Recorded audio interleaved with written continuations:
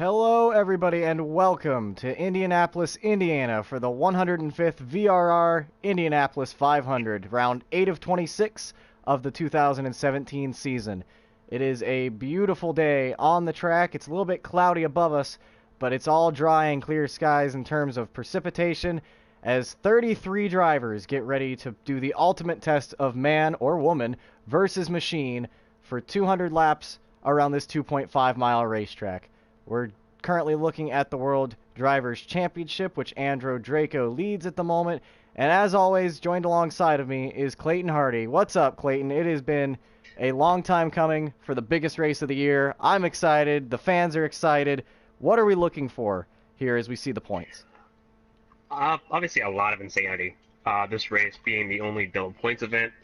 This right now could be very different. Andrew Jacob could go from first all the way down to 24th. He could fall all the way off the screen of the top 24 if he finishes 33rd.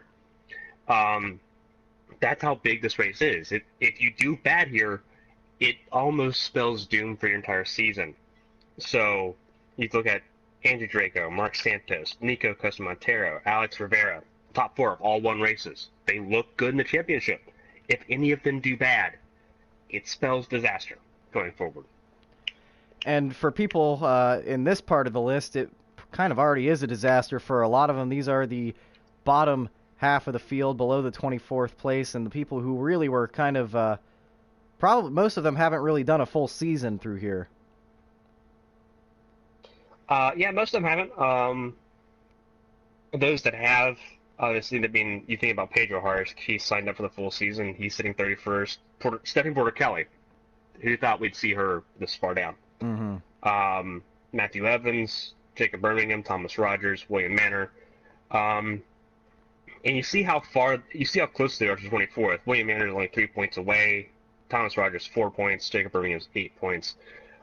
These are people that could excel here in Indianapolis because, as I said, the double points, you get 100 points for winning, 80 for finishing second.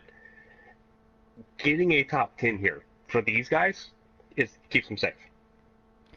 Yeah, like we've mentioned, it is a double points race, so that's always going to ramp up the intensity as if it wasn't already high enough for the Indianapolis 500. We're looking at the race winners so far this season: Alex Rivera, Mark Santos, Andrew Draco, Ray Taylor, Stefan Montana, another win by Andrew Draco, and then Nico Montero. All these drivers that we just listed are first-time winners, except for Andrew Draco's second win, but a lot of them rookies as well. And again, looking at the pole sitters, Nicole Lechty has pretty much ran away with this in terms of poles. She's gotten 4 of them and is tied with Stephanie Porter Kelly for most in VRR. So very interesting stats there. Andrew Draco also has gotten 2 poles this season. Yeah, you notice how all but 2 are Ferrari power. Ferrari on Saturday are just absolutely fantastic. And as we go to the starting grid later on, you'll understand what I mean by that. In the team championship, Black Rose Racing has a 5-point lead over TCU. It's close. It's going to be close. Starting Motorsports, the Factory 4 team, they're sitting third through consistency. Same about Ray Taylor. He's got a win. BKU Levers had some top 5, some top 10 finishes. As I dropped my phone. Cat Devil Racing and Big Blue Motorsports also close behind. It's hard to run away with a team championship with how it's put up because it's not based on finishes. It's all aligned on a different scale. So with this race, with Indianapolis, this isn't going to affect them that much because the points aren't going to really change that much. There isn't double points for the teams. But still, for people for the teams that have excelled on the big speedways, this could be a really good chance for them to move themselves up because it is quite close, especially through the midfield. And we can now, yes, and we're now looking at the Engine Championship standings, which is a close battle between basically the top 3. And as that is on your screen, we're going to take a brief moment to step away and show you a recap of the season so far. So there you see our 6 engine manufacturers. And in a moment's time, we will be taking a look at a quick recap that have gotten us to round 8.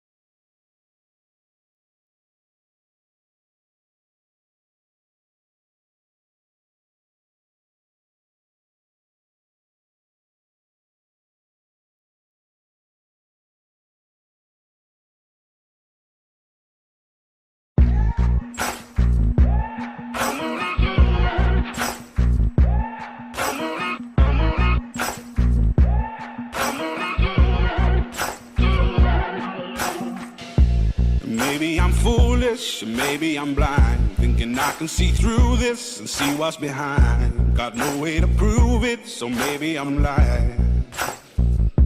But I'm only human after all. I'm only human after all. Don't put your blame on me. Don't put your blame on me. Take a look in the mirror, what do you see? Do you see it clearer, or are you deceived in what you believe? 'Cause I'm only human after all, and you're only human after all. Don't put the blame on me. Don't put your blame on me. Some people got the real problems. Some people out of love. Some people think I can solve them. Lord heavens above, I'm only human after all. I'm only human after all. Don't put the blame on me. Don't put the blame on me. Don't ask my opinion, don't ask me to lie, and beg for forgiveness for making you cry. Making you cry. 'Cause I'm only human after all. I'm only human after all. Don't put your blame on me. Don't put the blame on me. Oh, some people got the real problem. Some people out of love. Some people think I can solve them. Lord heavens above, I'm only human after all. I'm only human after all. Don't put the blame on me. Don't put the blame on me. I'm only human. I made mistakes. I'm only human. It's all it takes to put the blame on me. Don't put the blame on me. 'Cause I'm no prophet or Messiah. You should go looking somewhere higher.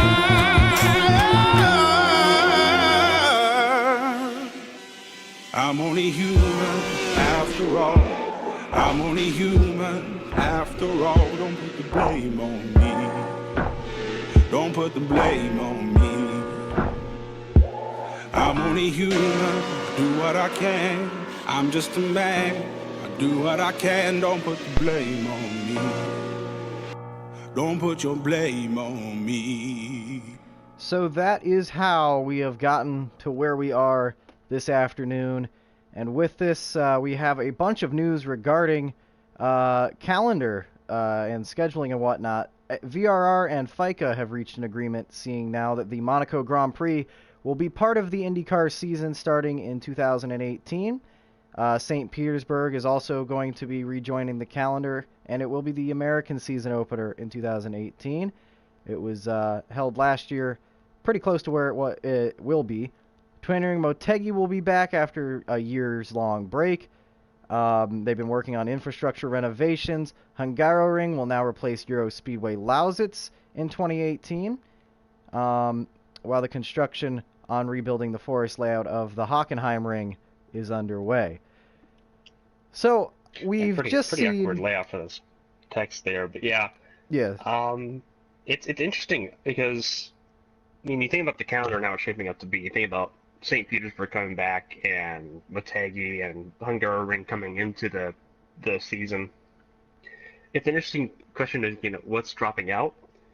I think St. Petersburg's taking Homestead's race.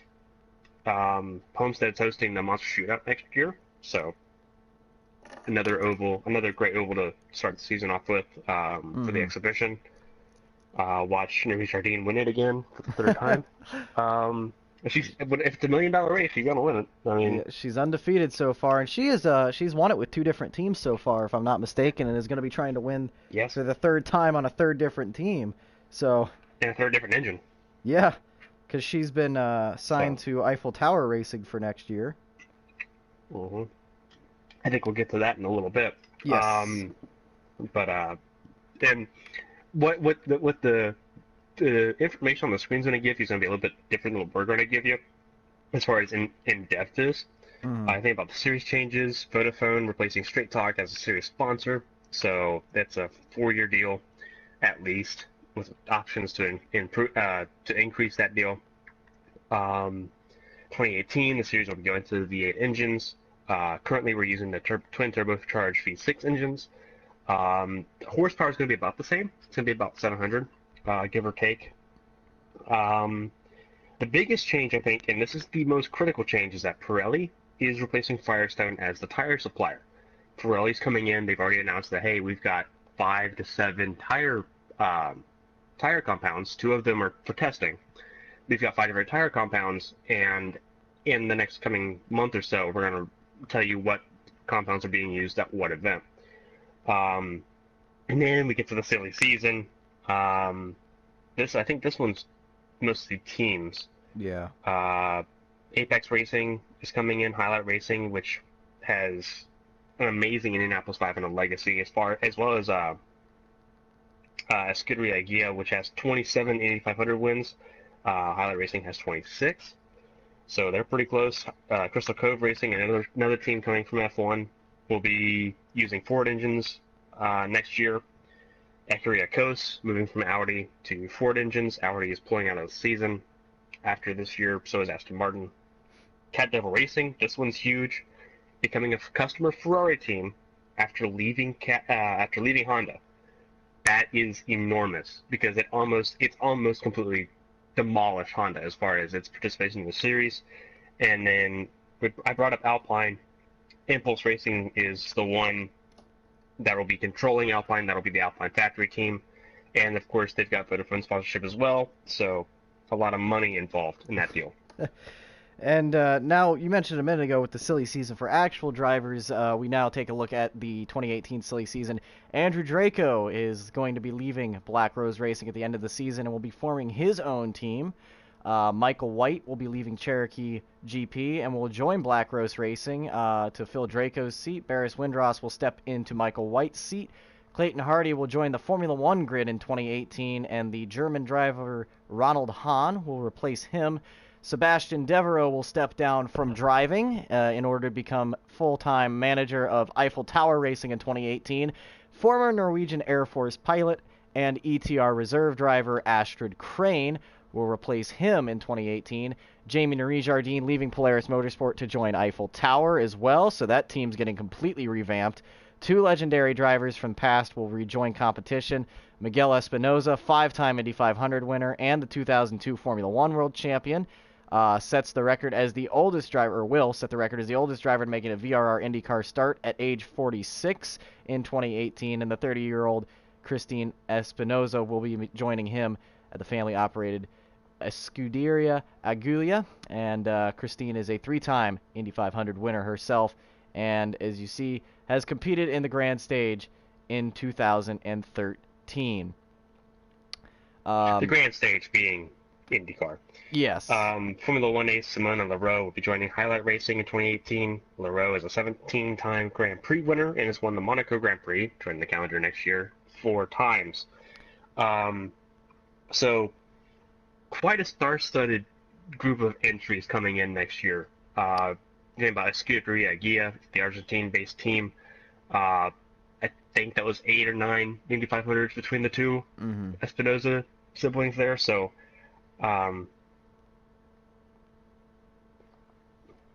it'll be interesting. Welcome home, buddy. You and me, we were made for love. A lifetime is not long enough to show you what you mean to me. Ooh, I'll be waiting here for you when you come home tonight. I'll see you later, buddy.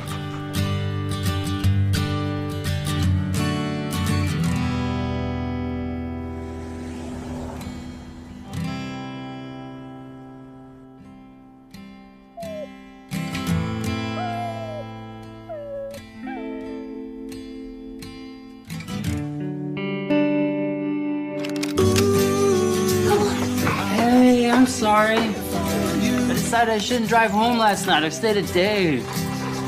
Ooh, come on. I'm back. I'm back. To me. Yeah, I'm back. With long-lasting Firestone Champion tires, is there really such a thing as a wrong turn? Map says straight. Let's go left. That's not wrong. Did we? Not wrong. And that ain't wrong either. New Firestone Champion tires with our longest limited tread wear warranty ever for 70,000 miles of no wrong turns. Whatever you drive, drive a Firestone. It's Straight Talk Wireless, which means you get unlimited talk, text, and data for only $45 a month. No contracts, no surprises. What about hidden fees? Nope. What about funny business? No. Bamboozling? What is bamboozling? It's like malarkey. No. Good. Come to the World Needs More Straight Talk event at Walmart. Get America's largest and most dependable 4G LTE networks for half the cost. And for a limited time, get a $25 gift card when you buy a Samsung Galaxy Centura. Straight Talk Wireless, only at Walmart.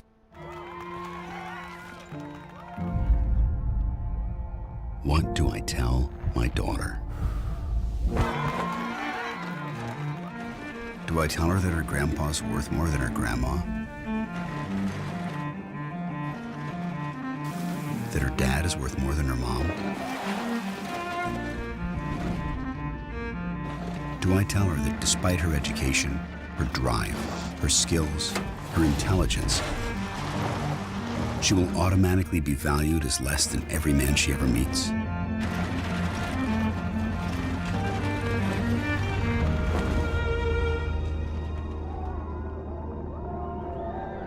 Or maybe I'll be able to tell her something different.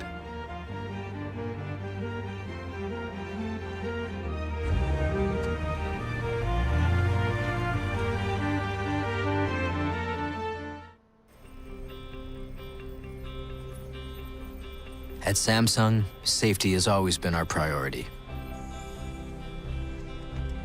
Since our Galaxy Note 7 recall, we've further improved the smartphone manufacturing process and developed an 8-point battery safety check.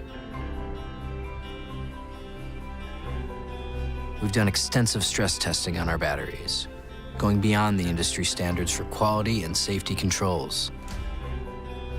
We've tested the devices to the extreme, both inside and out, and also scanned the internal components. It's all part of our commitment to safer devices. As always, our commitment to innovation will never stop, and we will continue to put safety first and deliver the innovative experience our customers deserve. Because innovation is our legacy, and quality is our priority. We are back here at the Indianapolis Motor Speedway, where we are getting ready to run the 2017 Indianapolis 500, the most look forward to race of the entire season. Again, it is me, NASCAR Fan 1400, here with Clayton Hardy, and we are just moments away from setting it down for the starting grid. There's been lots of talk this weekend about who has the strongest car. We're about to find out who has had the strongest car and is setting up for the grid. Lots of drivers did not qualify and had their dreams of winning the Indy 500 shattered early. However, for 33 drivers, that hope is alive and well. A sold-out crowd here at Indianapolis, and we're going to go ahead and send it down trackside so you guys can hear the starting lineup.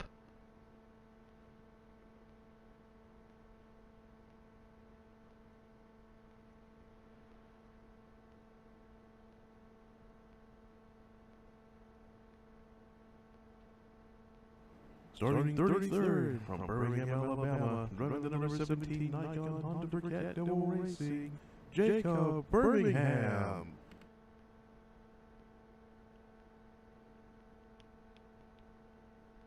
Starting 32nd from Mexico City, Mexico, running the number 51 Martini Ferrari for Black Rose Racing, Alan Herrera.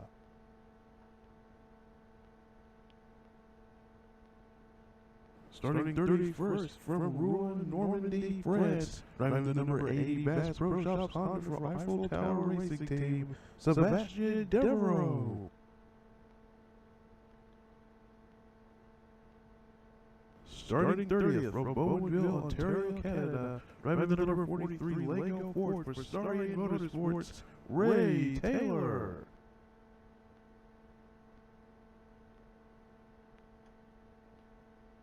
Starting 29th from Cool, Texas, driving the number 79, Whitecamp Grundy Spruce Ford for Starry Motorsports, your 2015 Indy 500 pole sitter, B.K. Glover.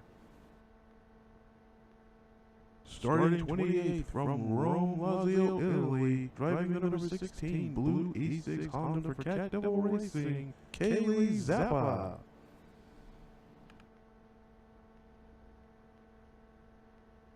Starting 27th from right here in Indianapolis, Indiana, driving the number 6 Eli Lilly Pharmaceuticals Audi for Impulse Racing, Tyler Parker.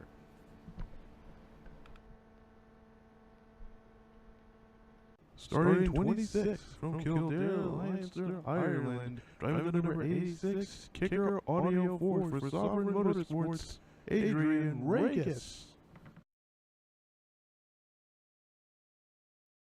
Starting 25th from Rawalpindi, Punjab, Pakistan, driving the number 5 Pakistan International Airlines Aston Martin for Swift Autosport, Mohammed Ahmed.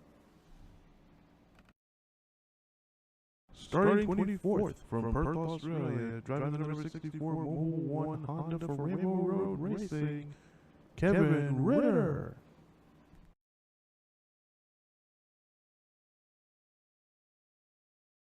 Starting 23rd from Albany, New York, driving the number 15 Pepsi Honda for Cat Devil Racing, Nee Orietti.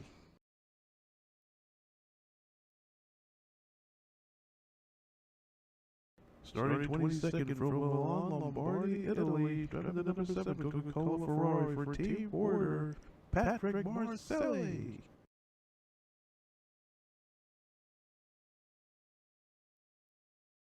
Starting 21st from Valongo, Portugal, driving the number 76 Burger King Chevrolet for Team Christy Upton, Nico Costa Montero.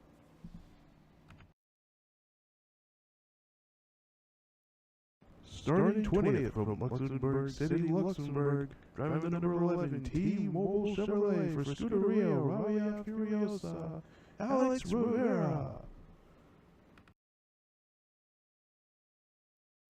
Starting 19th from Glasgow, Scotland, driving the number 13 Total Chevrolet for TK Upton, Simon Bell.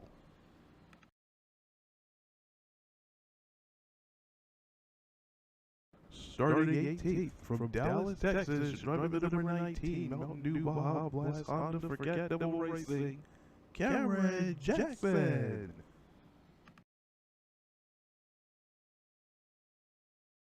Starting 17th from Tigard, Oregon, driving the number 55 USO Aston Martin for Pearlsby GP, Ryan Pearlstein.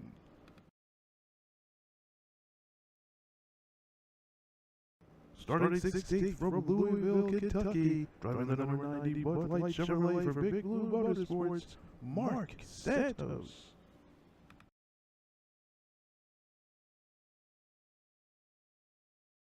Starting 15th from London, Greater London, England, driving the number 23 British Airways Ferrari for Team Porter, E.C. Gadget.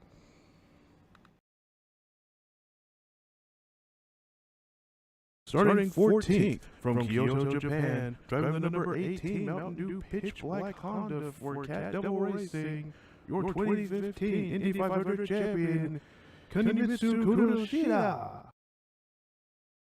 Starting 13th from Valencia, Catalonia, Spain, driving the number 4 run-up Group Chevrolet for Polaris Motorsports, Diego Yaramillo.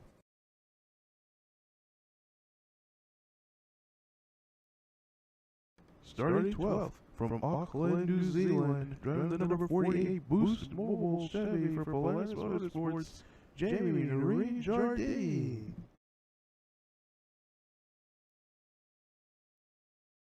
Starting 11th from Osaka, Japan, driving the number 3 Dairy Queen Audi for Impulse Racing, Sakura Ishibashi.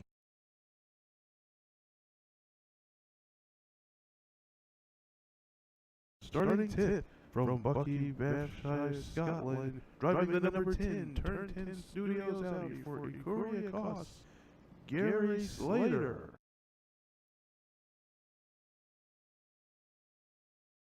Starting ninth from La Joel, California, driving the number 28 Miller Genuine Draft Chevrolet for Scuderia Rabia Furiosa, Stefan Montana. Starting 8th from Newark, New Jersey, driving the number 20 Dorito Chevrolet for TK Upton, Hugo Del Pret.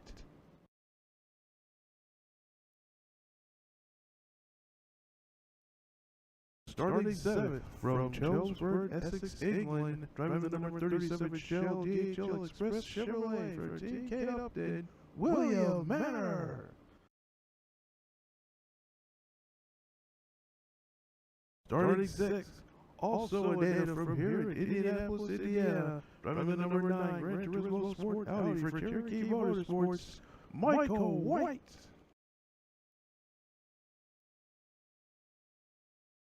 Starting 5th from Orlando, Florida, driver of the number 1 Bethesda Software Chevrolet for Polaris Motorsports, your 2009 Indy 500 champion and current IndyCar World Champion, Stephen Porter Kelly. Starting 4th from Pennington, New Jersey, driving the number 66 Under Armour Chevrolet for Polaris Motorsports, Jacob Discotal.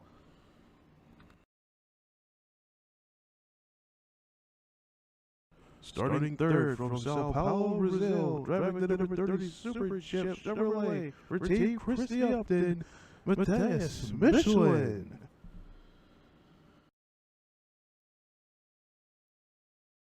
Starting 2nd from Lausanne, Vaughan, Switzerland, driving the number 81 Monster Energy Ferrari for Team Porter, Nicole Lechty.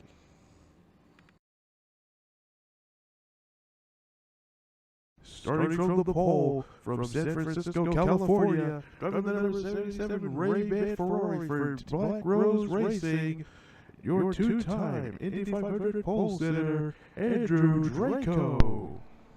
That's your starting lineup for the 2017 VRR Indianapolis 500. Star-studded grid. 2 full winners. That's your starting lineup. For sure. I am so happy to see so many of the drivers that, you know, there's so many rookies high up, which is really cool to see. But in addition to that, you look at all the experienced drivers. Obviously, Porter Kelly, former champion. You look at, you know, Draco, who's won the pole twice now. I mean, this is going to be a really exciting race. 33 drivers, 200 laps, and, you know, it's just amazing to think that they're going to have anybody on this grid could win this race. You know, starting positions mean a lot, but they don't mean everything because of the fact that this is such a long race. It is such a battle of attrition. These drivers, you know, have strategies to play out. They have so many things going through their head right now. And, you know, we've both been in the race car as the cars now pull off the grid. We've both been in the race car, Hardy. What is this like, getting ready to take the green in the Indy 500? Indianapolis is a race unlike any others. I've been to Le Mans, I've been to Monaco, I've been to Indianapolis. The Triple Crown, as most would call it. You think about Monaco, it feels big because the track itself is so small. Le Mans, everything's really massive. It's a 8.4 mile track. Everything's just really huge in Le Mans. But Indianapolis is different. When you see the grandstand completely full on the outside, you see gasoline alley completely covered and the pit lane seating completely filled. That's 400,000 people. There's millions watching at home. Yeah, there isn't any match to that. I mean, it's the biggest capacity venue, sporting or otherwise, in the world. And it's filled. And it's packed for the oldest race in existence. There's no topping that. And as a driver, you feel that because it's on your shoulders all 500 miles. And it's probably, the pressure is mounting no more than right now. You're getting ready to take the green. Everybody is so tight. They're 2 by 2, 15 odd rows back, 16 rows back. This is where you can either gain a lot or lose a lot, or possibly end the race if you aren't careful. The pace car turns off to the left-hand side and down the pit lane. Down the main straight they come. 14,000 capacity seats sold, and not a single one of them are sitting down. Everyone on their feet. The green flag is underway. We're racing in the 2017 Indianapolis 500. Off into turn one. If Lecky's able to possibly hold second, it doesn't look like it. Looks like Michelin and Porter Kelly are pretty anchored up, as they were in Fontana. Yes, and that is something to keep note. While they're not physically pushing each other, sucking right up to the gearbox of another car can make you go just a little bit faster than running in a line. And I think that Draco's going to lose the lead now. I don't think Michelin's going to hold either. Porter Kelly to the inside, right there. I think so, unless... that's going to be tight. Michelin's coming back a little bit, but no, it will be Porter Kelly. With lap one. Maybe she's been anchoring herself all season for this. That's a decent thought. I mean, she finishes good here, she said. You see Wayne Manor, his first race here. Montana, his third race here. And Celebration Montana, first, second race here. Obviously, we think back to last year and the wreck on lap 68. That took hit of the running light. Flacco remembers that very fondly. So obviously her trying to move through the field as fast as she can. Trying to, I guess, recover from that mistake. And that's the risk that these guys take too, and that's something that they've got to have in the back of their mind as well. I mean, you see them, they are 33 drivers, 2 by 2, all the way through the field, 3 laps into the Indy 500, inches from the wall on the outside line, and inches from the deadly curves in the corners on the inside line. And, you keep that in the back of your mind, but after you start running a few laps, that's gone. You're not thinking about that. For some, as soon as they take the green flag, that's no longer in the back of your mind right now. We might go 3 wide into turn 1 for the lead. And we will. Yeah, we are going to. Oh, my goodness. EC Gadget. At Kentucky, he showed that he was pretty skilled behind the wheel. And props to Ishibashi and Harney. Two of the best drivers you can do that with, because they're not going to pinch you. They're not going to try to be aggressive early on. Gadget got away with that one. And the Pearlstein, amazing comeback story if he's able to lead this lap. Was in Indianapolis last year. Missed, I think, 12 races last year. He missed a bunch. It was a very devastating crash, but I believe... And he's let a lap. There you go. So there you go. That's part of the beauty of Indianapolis. It is a double-edged sword racing here, but it's things like that Pearlstein's smiling right now. Yeah, that's the look of the fact he finally let it Indianapolis. But you can't rest on your laurels because the 33 car field right now is gone nowhere. There's no separation. It is not, and you would think that it might spread out a little bit or go single file now as that 7 car sticks the nose on the inside, 3 wide off of turn number 4 at the line, I think. Costa Montero. Wow. Arite still in the middle in the number 15. No help. They're all staying with Costa Montero right now. And Montero is letting him in. Yeah, he did there. It looks like he might have gone a little too wide, and they might have ditched Costa Montero and left him hung out to dry, but that's a good example of give and take early on. I'm already thinking like it's the end of the race because of the way they're racing, but there's a little bit of give there. That won't be there the whole race. No, I mean, it's lap 6. You got to get a little bit of give and take. And that shows how smart Chris Montero is. And it shows how smart Simon Bell is, because he backed up Pearlstein to make sure Chris Montero could get back in. Meanwhile, Pakistan comes to their feet as their countryman has just led a lap in the Indy 500 as well. Muhammad Ahmed leads lap number 6. Now Santos to the lead, now getting moved up. Is that Ritter? Yeah, Kevin Ritter. He started in the back. If you look further in the back, you see Jacob Burning and fourth and one on the inside. He started dead last, and he's now sitting in the top 7. This is looking more like a Daytona race than it is an Indianapolis race. Kevin Ritter on the outside, can he lead a lap? I think that might be the first of his career if he could do it. believe he led a lap to Kentucky under caution, but it would definitely be amazing if he could lead a lap under green. And I think that's Glover. Yeah, Yep, Glover got it that time. Is that Devereaux I see now sticking the nose to the inside? It is. This is one of the few tracks that he's had any success on, but after starting, I think, like third to last, he's up to the front now, too. This is just a total shuffle. He started 31st. Out of 33. And now to the middle. Oh, that was tight. Is that the 17 car now squeaking by with some help? Essentially started dead last. Mm-hmm. But he's pushing Devereaux. That's not a smart move. That's not smart, and that's why. It's probably gonna make him either him or Devereaux are gonna get shuffled out of line. They're still 3 wide into turn 2 now as the 43 takes the lead. And Devereaux tried to give him room. You saw Devereaux back it up. Yeah.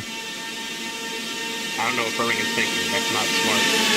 Well, that's not smart racing at all. If you were to ask around in the paddock area, I think that exactly that would be told you. Not always the smartest on the racetrack. He's quick, but I think not this time. That's going to be Alan Herrera that leads the lap, but Regis, I believe, is right there now. This is getting very, very touch and go here with that 17 in Birmingham just sitting in the middle. They're 3 wide in the third row, double file all the way back the whole way there. There's one car making it a 3 wide situation, and all that dirty air is affecting every single car beside and behind him. And when you're the third car in line, that can get really, really sketchy really fast. I'm interested to see how this is going to work, because the 16 of Kelly's back in the 19 of Cameron Jackson there's teams. So and you see Kenosha behind Alex Rivera. So you've got 4 of the 5 captive racing cars in the top 10. I'm interested to see how they try to work through this group to see if they can possibly get him back into one of the lanes and out of the way. See, I think that'll fly right now, but once we get within 10 to go, that's not going to happen. It's going to be all take no good. But the thing is that it's kept up racing, so I mean they're all teammates. So hopefully they try to work together out of something here. Oh man! To try to get him out of trouble, because this is another lap. Well, I mean, he's maintaining quite well. I think this is about the first person we've seen get shuffled into the middle that hasn't either filed back in line or made. If you looked at that, Kelly Zappa and Cameron Jackson gave him the adequate room. He was clear to move the outside line. He just chose not to do it. Do you think maybe he's more comfortable there? You think the air acting off 2 cars on either side is making him perhaps more stable than he would be? I wouldn't think that'd be the case. I think he's trying to hop back into the inside lane. Well, that's getting a little bit. Yeah, that's a little bit of. I mean, you kind of gave up the spot driving up there, but I mean, I don't know. He might be able to get lucky and get in front on this top lane. Look how strong Kenosha's car is. She led Del Pret through, and she's got look at that gap. Kenosha starting 14th. She's got a race car today. She doesn't have a qualifying car. She's got a race car. She has one under our broadcasting. The first televised one on YouTube, which had its own fair share of spills and thrills. There's now 3 wide in 2 rows at Indianapolis. Michael White up to second place in the middle, nearly contact. Are they maybe going to try 4 wide? Surely they won't do that. Michael White, his driver. Leckie was not going to hold it. Was not going to let Michael White keep her. I think Michael White's brain took over his driver instinct there. He moved to the outside line. They're still 3 wide with that 17 car, who has been in the middle since about the start. Oh man! Are trying to hook up and go. They almost look like they're about to turn each other there. I don't know. They're getting very, very tight, and they are getting a little bit of distance now on, I believe, the 17 car. Draco, my bad, 77. 17 still in the middle, 3 wide. And oh my, this is a pretty interesting 1, 2, 3. Is that Arute now coming back on the bottom? Oh, contact! Car upside down in the middle of the pack. Back on the wheels. Now cars are spinning down the front straightaway. Caution out on lap 15, and it's what we knew was going to happen. And several cars around one of them. Your pole sitter Draco has gone around, Slater is in it. Devereaux looks to have gotten a piece, perhaps Glover as well. Draco takes a spin. I saw some smoke coming out of, I think, Ahmed. Yeah, that was Ahmed's car.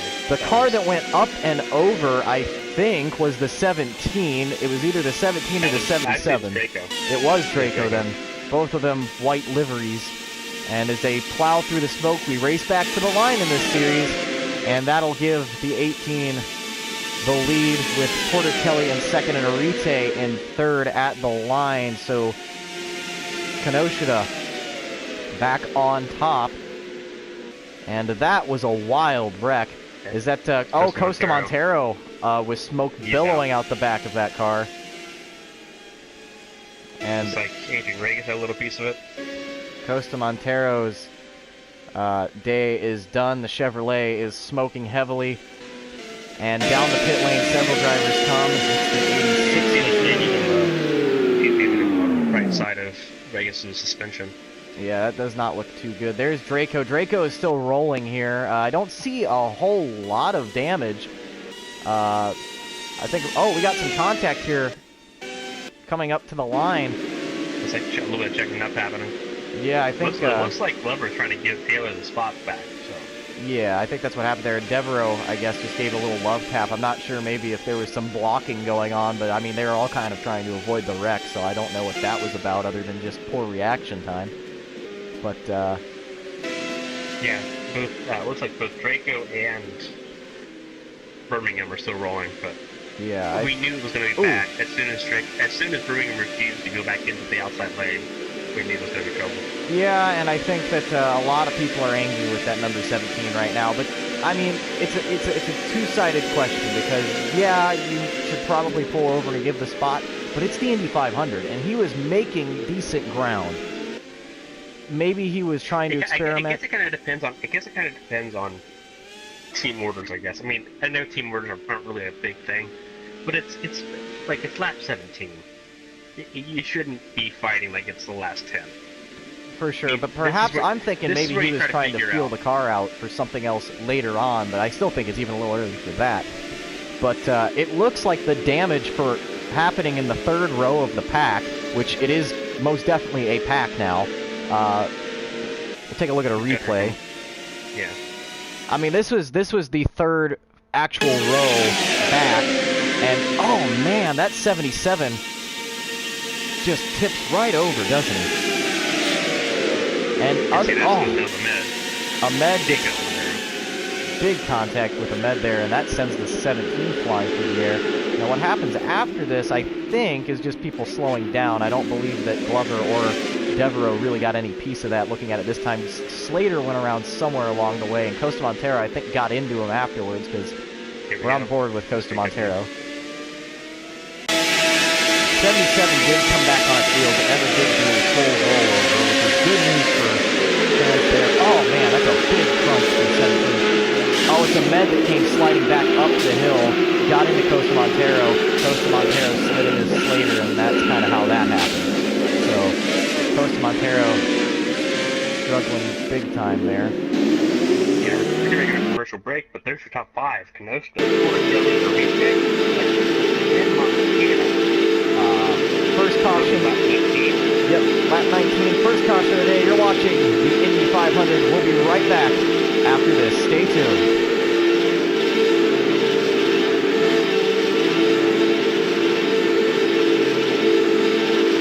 With long-lasting Firestone Champion tires, is there really such a thing as a wrong turn? Map says straight. Let's go left. That's not wrong. Did we? Not wrong. And that ain't wrong either. New Firestone Champion tires with our longest limited tread wear warranty ever for 70,000 miles of no wrong turns. Whatever you drive, drive a Firestone.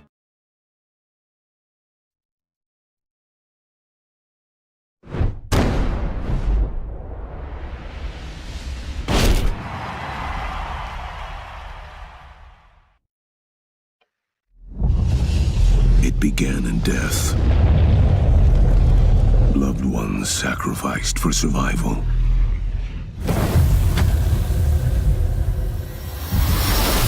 generations, the blood feud continued. From father to son and beyond. The fight endured. The conflict intensified and forced the world to take sides. Some fight for vengeance. Others fight for honor, duty, or debts that can never be paid.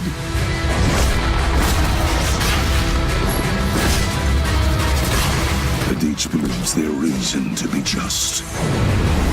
Each believes that they must win at all costs. This fight is in our blood. It's in our history. It is our fate.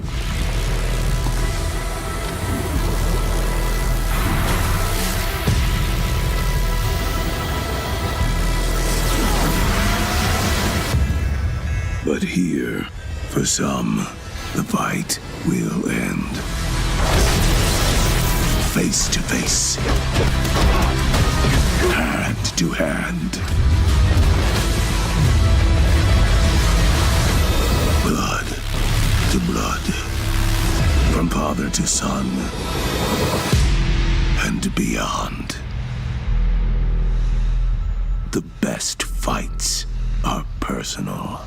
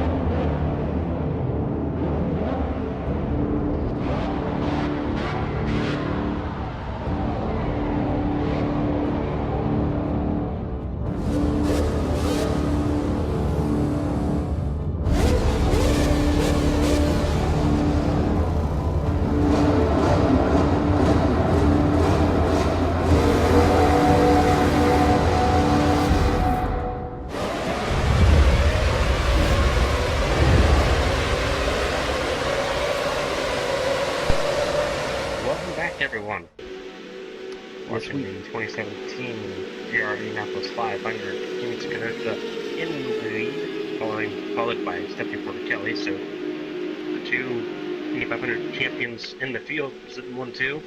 Mia Rite, the first rookie, sitting in third position, and coming off of a caution involving Jake Birmingham, Andrew Draco, Mohamed Ahmed, Nico Montero, Gary Slater. Quite a messy situation, as looks like we are getting ready to go green again. Clayton, as we get ready to set up for another attack here, do you think we're going to see them calm down a little bit now that they're starting single file, or do you think they'll go immediately back to double file? I think further in the back we'll see a lot of double file, and they'll eventually make their way back up front. I don't know, it kind of depends on what Porter Kelly feels like doing. Usually Porter Kelly's not the aggressive person, but if she decides to go after Kenosha, then there's nothing really stopping anyone. Well, we'll see what happens here as they make their way between turn 3 and 4. The BMW pace car is about to take the hard left out of the fourth corner and down the pit road. We had 33 start. We probably got 30-something still rolling at this rate. As they come out of turn 4 to the pit wall, the number 18 Cat Devil Racing car of Kenosha will lead us down. The green flag back in the air. The first three got a good breakaway, and we're back under green at Indianapolis. Yeah, we currently have 29 rolling. There you have it. See the thick skid marks in turn 1 from where the first accident of the day took place. 3 cars tucked right on each other's gearbox. This is basically the equivalent of the 3-car tandem as they make their way down the back straightaway. Arite starting to lose the 1 car a little bit now. Porter Kelly makes a move. That's why. So, Porter Kelly moves up into first through turn 4. Can she hold the bottom? Doesn't look like she can. Here comes Arite on the bottom now. Can Arite lead a lap in the Indianapolis 500? Has help from Lechty. Can't get it this time. We'll see about the next lap. Porter Kelly leads another lap in the 500. Arite to the point. Lechty on the inside. I believe that's Montana behind. To the inside they go. To explain the instant dynamics of why they're giving us the inside lane, it's all a tire tech. The more you stick to the inside, the more tires you're going to wear, because it requires more tires to try to force to the bottom. And if you're trying to hold speed, it just gets pretty more torque on the tires. So what you see everyone doing once they get the lead is they'll move to the wall, just ease up on the heat and the temperature of the tires. Try to give themselves a little bit more of an advantage when it gets close to the wall. I'm telling you what, man, they are getting 3 wide again, and they were very close to wrecking once more. And you can just see them rifling out of the second corner, how close they're getting to the wall. These are some drivers that are extremely comfortable with their race cars at this point. As you see the pack in the back starting to break up a little bit with damaged cars and whatnot. We still got a good 20 cars under a blanket here at Indianapolis. And it looks like we have another challenge for the lead at the line here. I believe that's Pearlstein. Yeah, as you said, everyone's pretty comfortable with their cars right now. There's not a lot of wind, which is, I think, brilliant for this race. The last 2 races we've had a lot of wind, we've had a lot of gusting winds. I think about 10, 15, 20 mile per hour winds times. So to have a day where the wind's only like 2 or 3 miles per hour, definitely helps to see Devereaux kind of falling back a little bit behind this pack. Yeah, I think Devereaux was one of those first cars there that were got by whoever was damaged there. You see a couple of them have lagged back. Devereaux, I think, has lost the draft at this point as we see Alex Rivera challenge for the lead, and I believe he got it by about a half a nose there. He did. And he'll take the lead. Entering turn number 1, and now gives it up. Gives it to the inside line, rather. Jackson there on the inside line. He will inherit the lead now. Look at how close these guys are getting to the wall out of turn 2. They got to keep that in mind as the tires wear on. But they can't run like that forever. No, they cannot. And that's where we're going to see more of the single file running out of Parker, one of the 2 Indianapolis natives, along with Michael White in this field. Looks like he will be pretty unchallenged for the lead here. Yeah, he will take it, move to the outside, but he is the first Indianapolis native to lead the Indy 500 this year. Moving over now for the lead at 16. Yep, there's Zephyr. Back and forth, man. I think he might set a record for lead changes this year if it keeps up like this. As Jaramillo now on the inside with help from, I believe, Marcelli. And then Michael White, third mode. Yep, Michael White still rolling after that first incident. I believe that happened right in front of him. I think Devereaux might have caught the draft here at the tail end of these lead groups as that 3 wide behind them is continuing to go on. And it does look like now the number 7 will take the lead. Momentarily. Yes. And now Michael White and look at Devereaux. He's back in the draft. Devereaux has made it back into the draft, so good for him. He was about a half second back off these guys and made his way back up, caught the draft. And I guess that's partly in fact that he could go to the outside, then to the inside, then back to the outside. He could run the line this racetrack was meant to be run. Look at Michael White taking a slightly more defensive line through turn 4. I think he's pretty determined to lead a lap at his home track, and he's going to do it. So both the Indianapolis natives have led laps today. And he has room. So he's able to defend against Porter Kelly and Espinoza, who are back in front end. Wow. That got a little bit tight. He really wants to lead this thing. He's got a fast race car too, but he is going to lose the lead here to Porter Kelly, or at least go even with her. He doesn't have any support. I mean, it's one of those things where Michelin wasn't attached to it, so he couldn't keep himself forward. But if you look at that, I mean, we could be looking at a situation here where at the end of this race, if you're brave enough, you could have completed the pass. Yeah. Or completed the block, rather. You can actually lead the block there. I The 77 car has retired. We were looking at the timing and scoring now, so they have taken that car to the garage. Gary Slater, Ahmed, and Chris Lucero also out. So 4 retirees and 1 car 1 lap down. So Regis and Adrian Regis right there in front of the lead pack. There he is. It's going to be interesting. Devereaux's sorting his way through the field quite quickly now. He's about the 5th car in line on the inside line. Now might become the 3rd as they go 3 wide trying to negotiate lap traffic. That's not how to be a good back marker at all, is it? There's not much you can do when you're 3 wide. And it's going to give Lexi the lead. Teammates, Lexi and Gadget. And they're going to take off. Arite's still in 3rd, looking super strong right now. That's Montana in 4th, and Devereaux into 5th. Kenosha and Porter Kelly. It's a smart play. Yes, because Kenosha, Porter Kelly, and I believe that's also Michael White that are all stuck behind the lap car now. Yeah. But a smart play by Team Porter.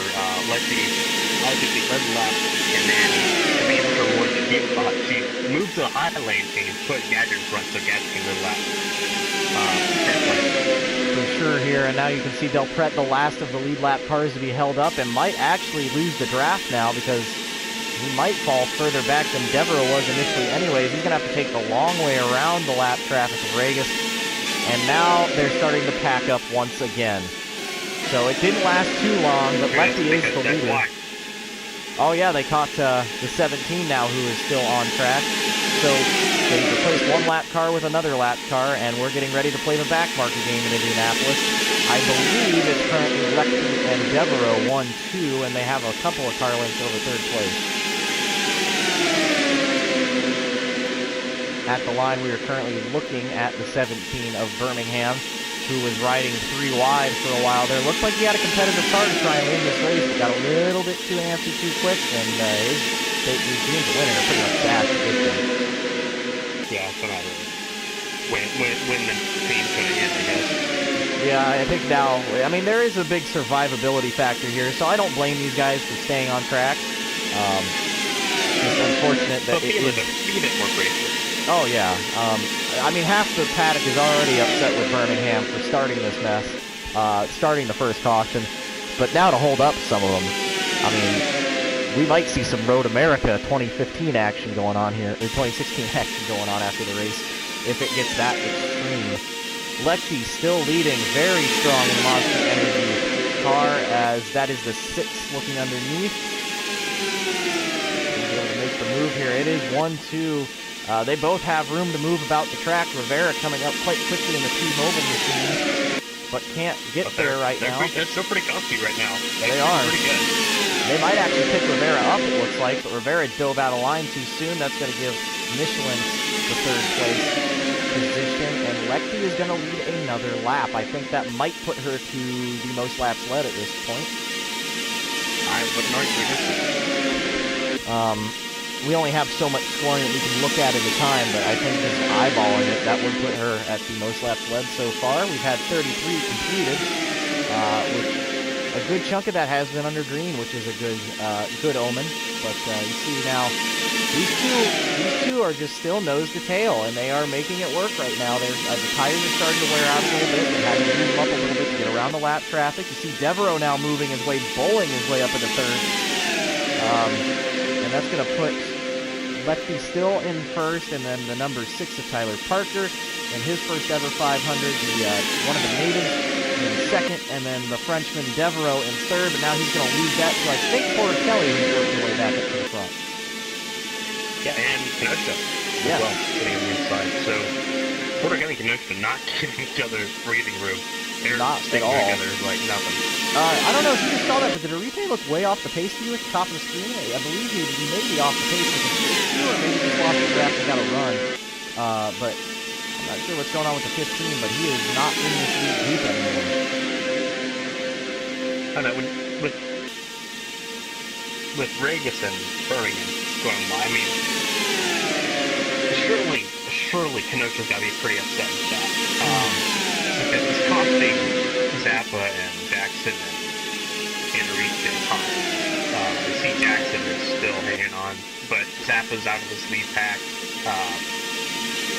You see Jackson in the lead pack as well. well. There's about 3 cars behind the lead pack that aren't losing time, but they're not gaining either. As you can see at the front of the field, Lechty going all over the place, playing hardcore defense, and he's going to hang on to the lead. Meanwhile, the 6 car of Parker is going to fall back a good bit. He's about the 5th row back now. That's how quickly things change in Indianapolis. But one thing that hasn't changed recently until I say this now is Lechty up on top, but now Kenosha says, I'm taking this back, thank you very much. And I believe, is that White? 2 positions in 1 go. Is that White right there behind her as well? Yeah, Michael White. So replace one of the Indianapolis natives running in 2nd place with another one. And I think he might go to the lead here, though, because Kenosha goes up to defend on Lechty, and that's going to open the door for the number 9 to slide by. Will he be able to hold on to the lead here, or will he lose it to, I believe, that's the number 3 of Mr. And he will lead the lap.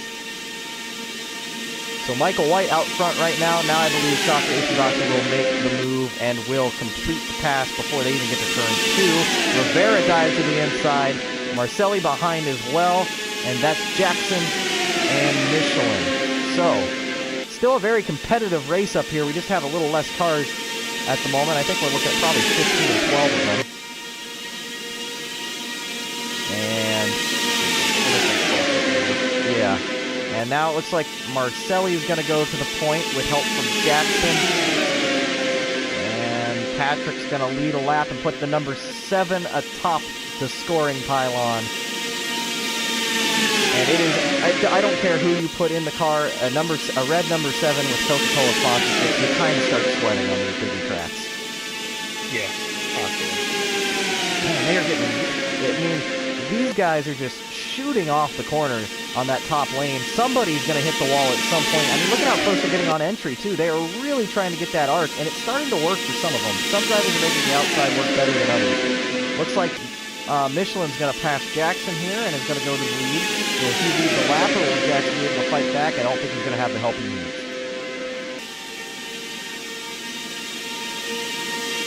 Michelin does lead the lap.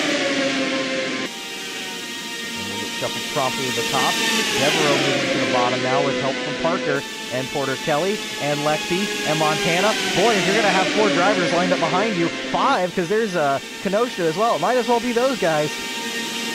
Oh, boy. Again, they're catching up to Regis, and they have to, big checkup from the field here. 3 wide. I think Devereaux might be punched in the middle 3 wide here. Not much of a choice for anybody here. Oh, my goodness.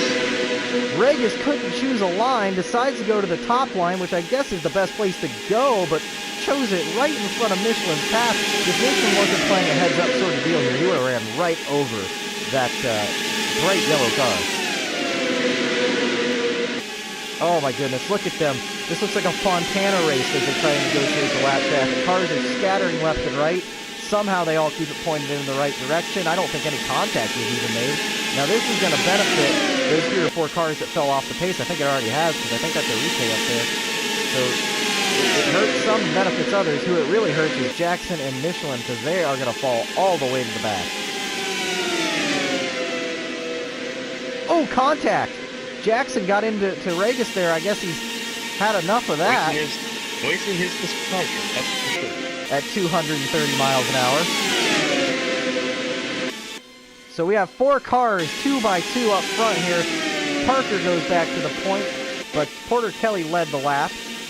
And they are, the second pack of cars is trying to negotiate Regis now. And Michelin has fallen all the way back to this group. There's Glover. There is that RMU there? Right behind Dakota. And they are stuck behind the bright yellow kicker car. And we are nearing the quarter-way mark of this Indianapolis 500. It seems like time flies when you're going 230 miles an hour. Lechty out front right now, but Parker led the lap, and now the Frenchman Devereaux is going to get a push from the 3 car and is going to go to the lead for the first time. Will he be able to lead the lap? We'll have to wait and see. Another half lap to go before they hit the scoring loop, and now they're catching back up to the 7th of Birmingham, who I think has had an explicit review said about him from everybody at this point, and now he's going to hold up the top lane, give the lead to a 2-car breakaway, and everyone else checking up on that top line. Saka Ishibashi to the point. Yep, Ishibashi and Montana 1-2. They might be able to blink away a little bit here, if I'm not mistaken. Pearlstein up to third, and Michael White slots in to fourth. Oh, man, was that tight.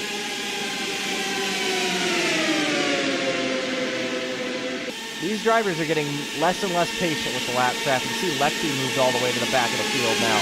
Gonna have to try and catch draft off of Porter Kelly and pull herself back into the fray. Is that Taylor that's stuck behind? Tyler Parker. Okay, yeah, Parker. Stuck behind there. And as they cross the line, to complete lap 43, Montana has taken the point. Looking at Glover now, tucked in behind Michelin and the 16 of Zappa. And as they work their way down the back stretch there, we're taking quickly through the field. Oh, it's come back. Mark Santos somewhere along the way has picked up some damage, and he's driving, and I'm not kidding you folks, without a rear wing. He's going wingless, and this is something we see once in a blue moon in VRR competition, and it's always a good treat, because watching the onboards, they are back and forth sawing the wheel, which is already hard enough without the power steering. To make it a little harder, because now you don't have any rear downforce.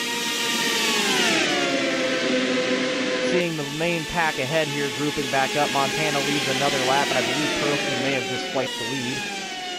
Looks like Leckie might fall slightly off pace here. Porter Kelly catching up. You can visibly see the run that Porter Kelly is getting on the 7 machine. As we look through the field, lots of two-wide racing still throughout the field, and a little bit more single file.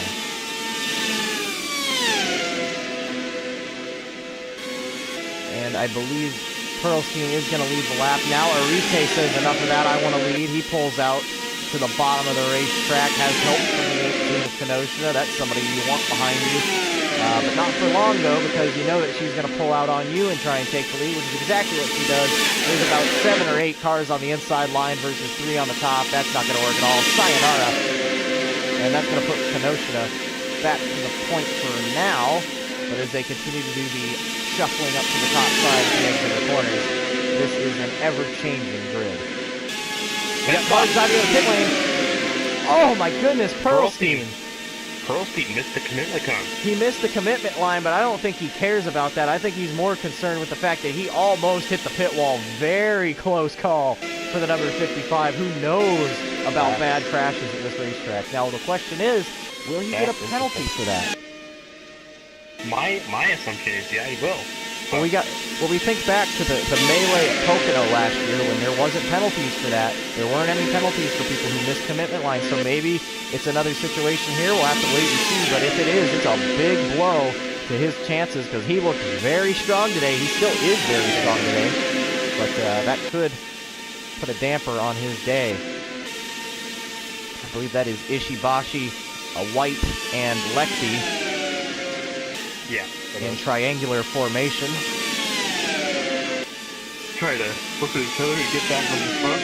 Yep, they're in the bottom of the top 10 here. The field kind of split up as cars dove the pit lane. Interesting dynamic between Leckie Ishibashi, former teammate in the Japanese Formula V8 series. So. And as they go nose to tail, you see Leckie. Ooh. Well, they're not thinking about their teammates. Their time as teammates now, as Leckie moves Ishibashi aggressively to the top side. Sorry. Yeah, they were very friendly back then, and not a lot changed. You see Michael White just trying to take advantage of the situation. Worth noting, William Manor has taken the lead in the midst of pit stops.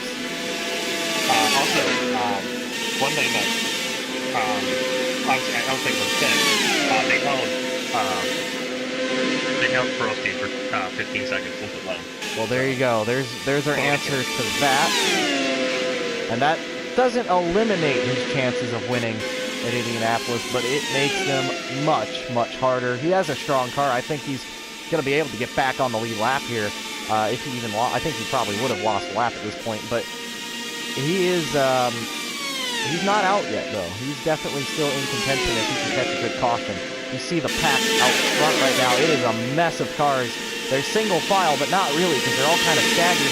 Devereaux and Montana pull out at the same time. 3 wide for the lead. Who is going to come out on top?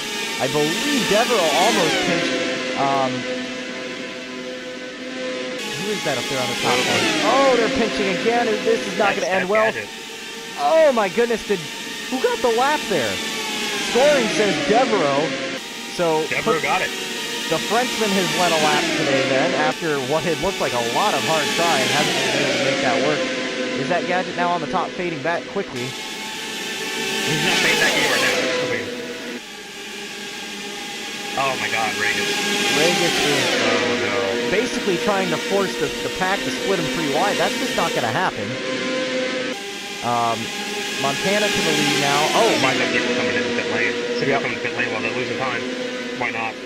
I mean, you don't have much to lose at this rate. Now, I think that's going to give the lead. Was that, it's not Coach Montero. Yeah, there's your leaders, Montana and Marcelli. Yeah, they were side by side. See where everyone's at.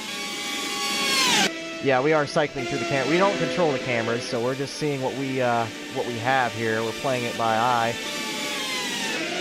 And as they come down the back straightaway, we're looking. Yeah. Trophy's lost a lot of time with that penalty. Has he lost a lap, though, I wonder? Because I know he's back there, but I don't know. I don't think he's lost a lap because he's with Michelin and Zappa, but he's lost. He's lost the lead. He's not going to be the lead. But that technically doesn't matter at the moment, because if we get another caution, which looking at trends, we will at some point. Look at a mess of cars. Look at Devereaux. Almost at the inside wall coming into the lane. You got to give room.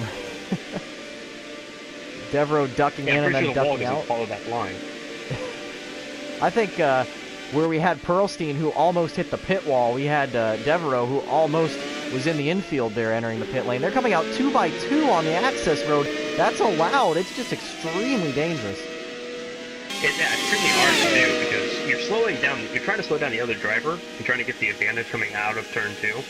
But at the same time, you touch grass, it's all over. Pearlstein having a worse moment there. Now he's stuck behind Regis on top of the 15-second penalty for nearly hitting the pit wall, which I think a 15-second penalty versus an exit from the Indy 500. I'll take the 15-second penalty.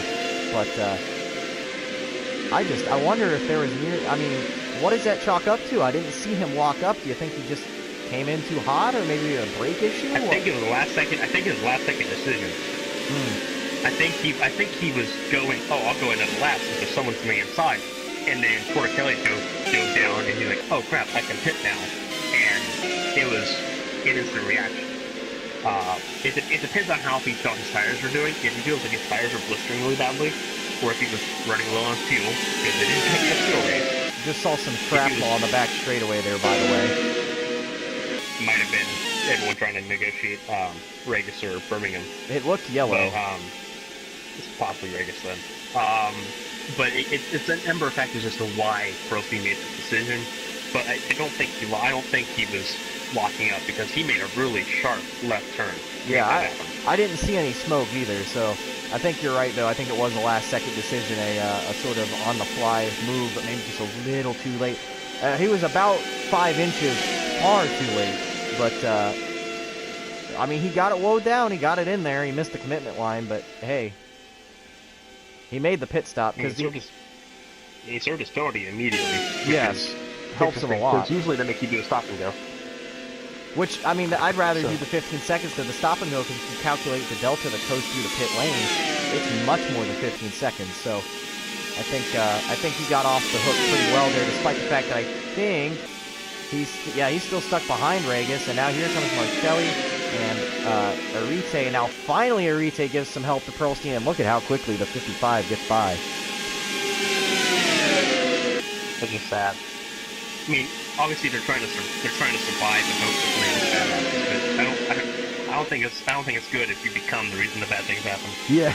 Well, I mean, this is how the rule's always been, and it's always been a controversial rule, and people have always wondered, why can't you just pull these guys off the track? Well, I mean, they've got as much of a right to be there as you do, and a lot of them usually aren't too big of a deal. They usually just move over and let you on your way, but it seems that the 2 drivers that have damage right now the most happen to be some of the most annoying backmarkers in the entire series history. Yeah, something needs to give. Birmingham, I mean, he's an IndyCar race winner, but Jesus. I mean, it could be His worse. best days are behind him.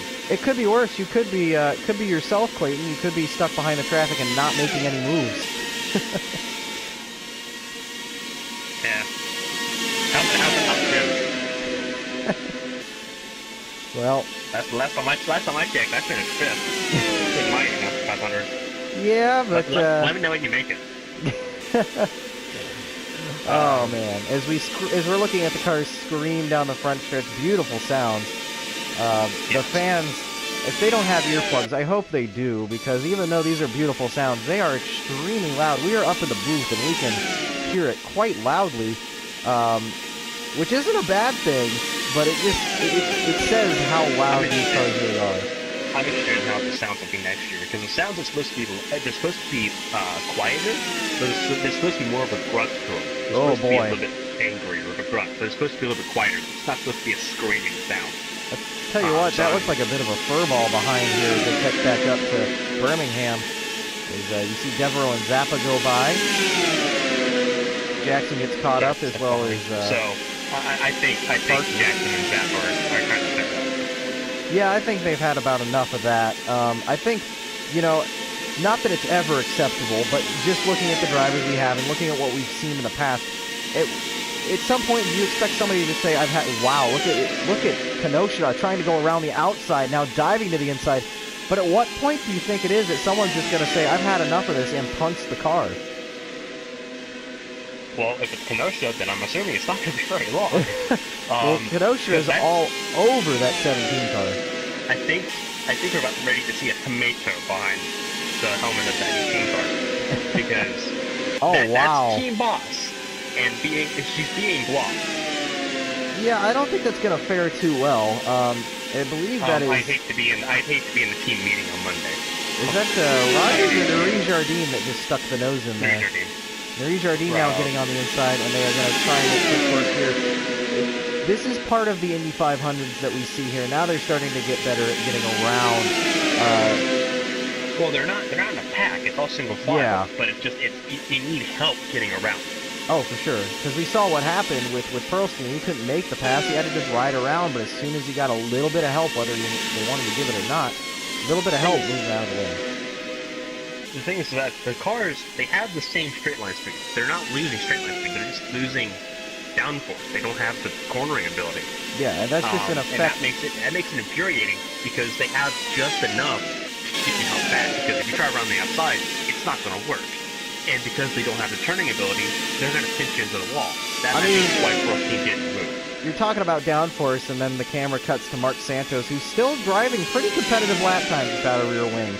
We're working lap 61 right now, making our way around turn 2 and down the back straightaway. Looking at Pearlstein, your leaders as they are Rivera, Marcelli, Michael White. That's the top 3. He did lose a lap. Yes, he has. He did lose a lap. Arite has moved up into 4th, and I believe that's Montana in 5th.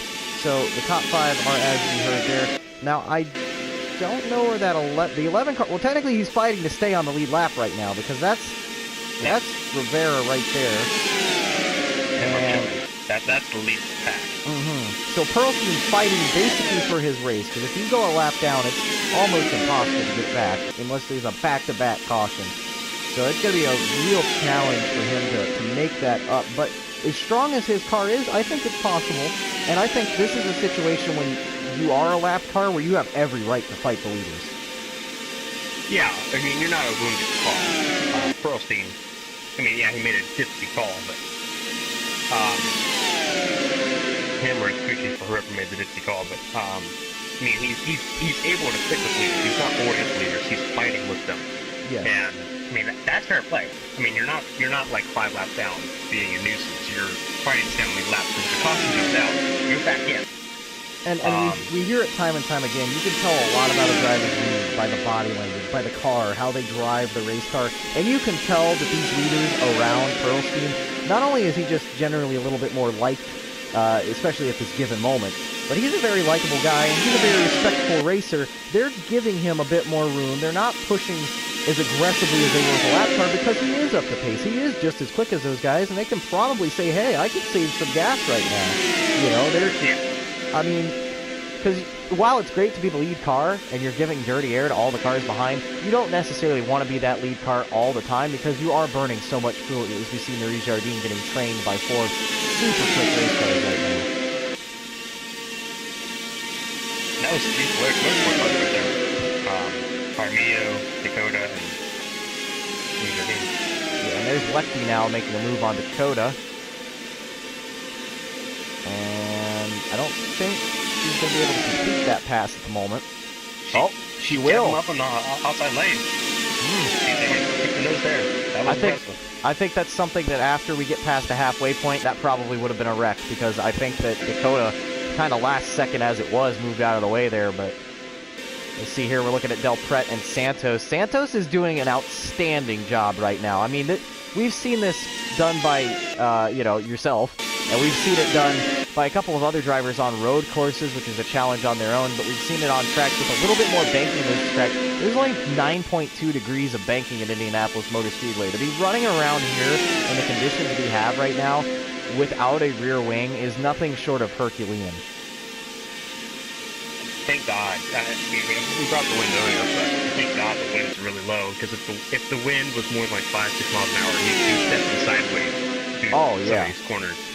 I think, honestly, he's liking that dirty air a little bit because it's tightening up the car, and that's probably why he's tucked in right behind not only because he's a little slower, but, he's got that extra, that tightness that I think I'd rather be a little tighter than looser without a rear wing, because that's going to be so unpredictable. See, when I did it at Motegi, it was under the idea that, it's going to loosen up the car for 3 and 4, because then it was pretty windy. I mean, Motegi's it's in a bowl, so it's pretty windy going through there. And it loosens up the car so where I couldn't lose a lot of time. And of course, with 1 and 2 being wider and a little bit flatter, if you hold close to the outside lane, you're able to keep speed going around it. With this, though, what he's doing is he's had to rely on some of the controls inside the cockpit, some of the weight jack bars, some of the roll bars. You can make small adjustments on the steering wheel and on 2 little levers beside the legs to adjust the car for the situation. And now that people have done it, where Kelly's done it, I've done it, Mary Jardine's done it,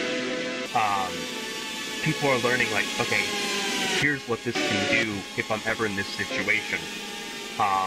And I'm sure some people are watching right now and saying, well, why don't you just replace the wing? That's not allowed in this series. You cannot change the front or rear wings, so you gotta deal with it. Once the race starts, most of the parts that you start with, you have to finish with. You can't replace them. Rear wing, you can't replace. The front wing, as long as the nose cone structure is intact, you can repair the front wing. But if the front wing is gone, you can't attach a new nose cone. Most of the time, though, if the nose cone itself is gone, you're probably out of the race anyways. But yeah, probably. But in the instance that it doesn't. I found it close. Yeah, that was. Sorry, we just had Rivera get nearly doored by everybody's favorite back marker. We're seeing some Bristol levels of temper right now. And they're making it work, though, which is the crazy thing. Usually at this point, we'd have had a massive accident, but we're cruising along. Lap 70, we're nearing the halfway point. This is en route to be a very quick 500. 202 miles an hour, that's the average speed right now for Alex Rivera. Then about average speed, about 228 miles per hour. Obviously it's a fast race. Fast race in the world. So, I mean, there's really not much to say about it. I mean, Rivera and company, Rivera, White, Arise, Marcelli, Montana. Well, not Montana now, but they're kind of just running their paces, and everyone really is. Yeah, this is the point of the race where we've had a green flag pit stop.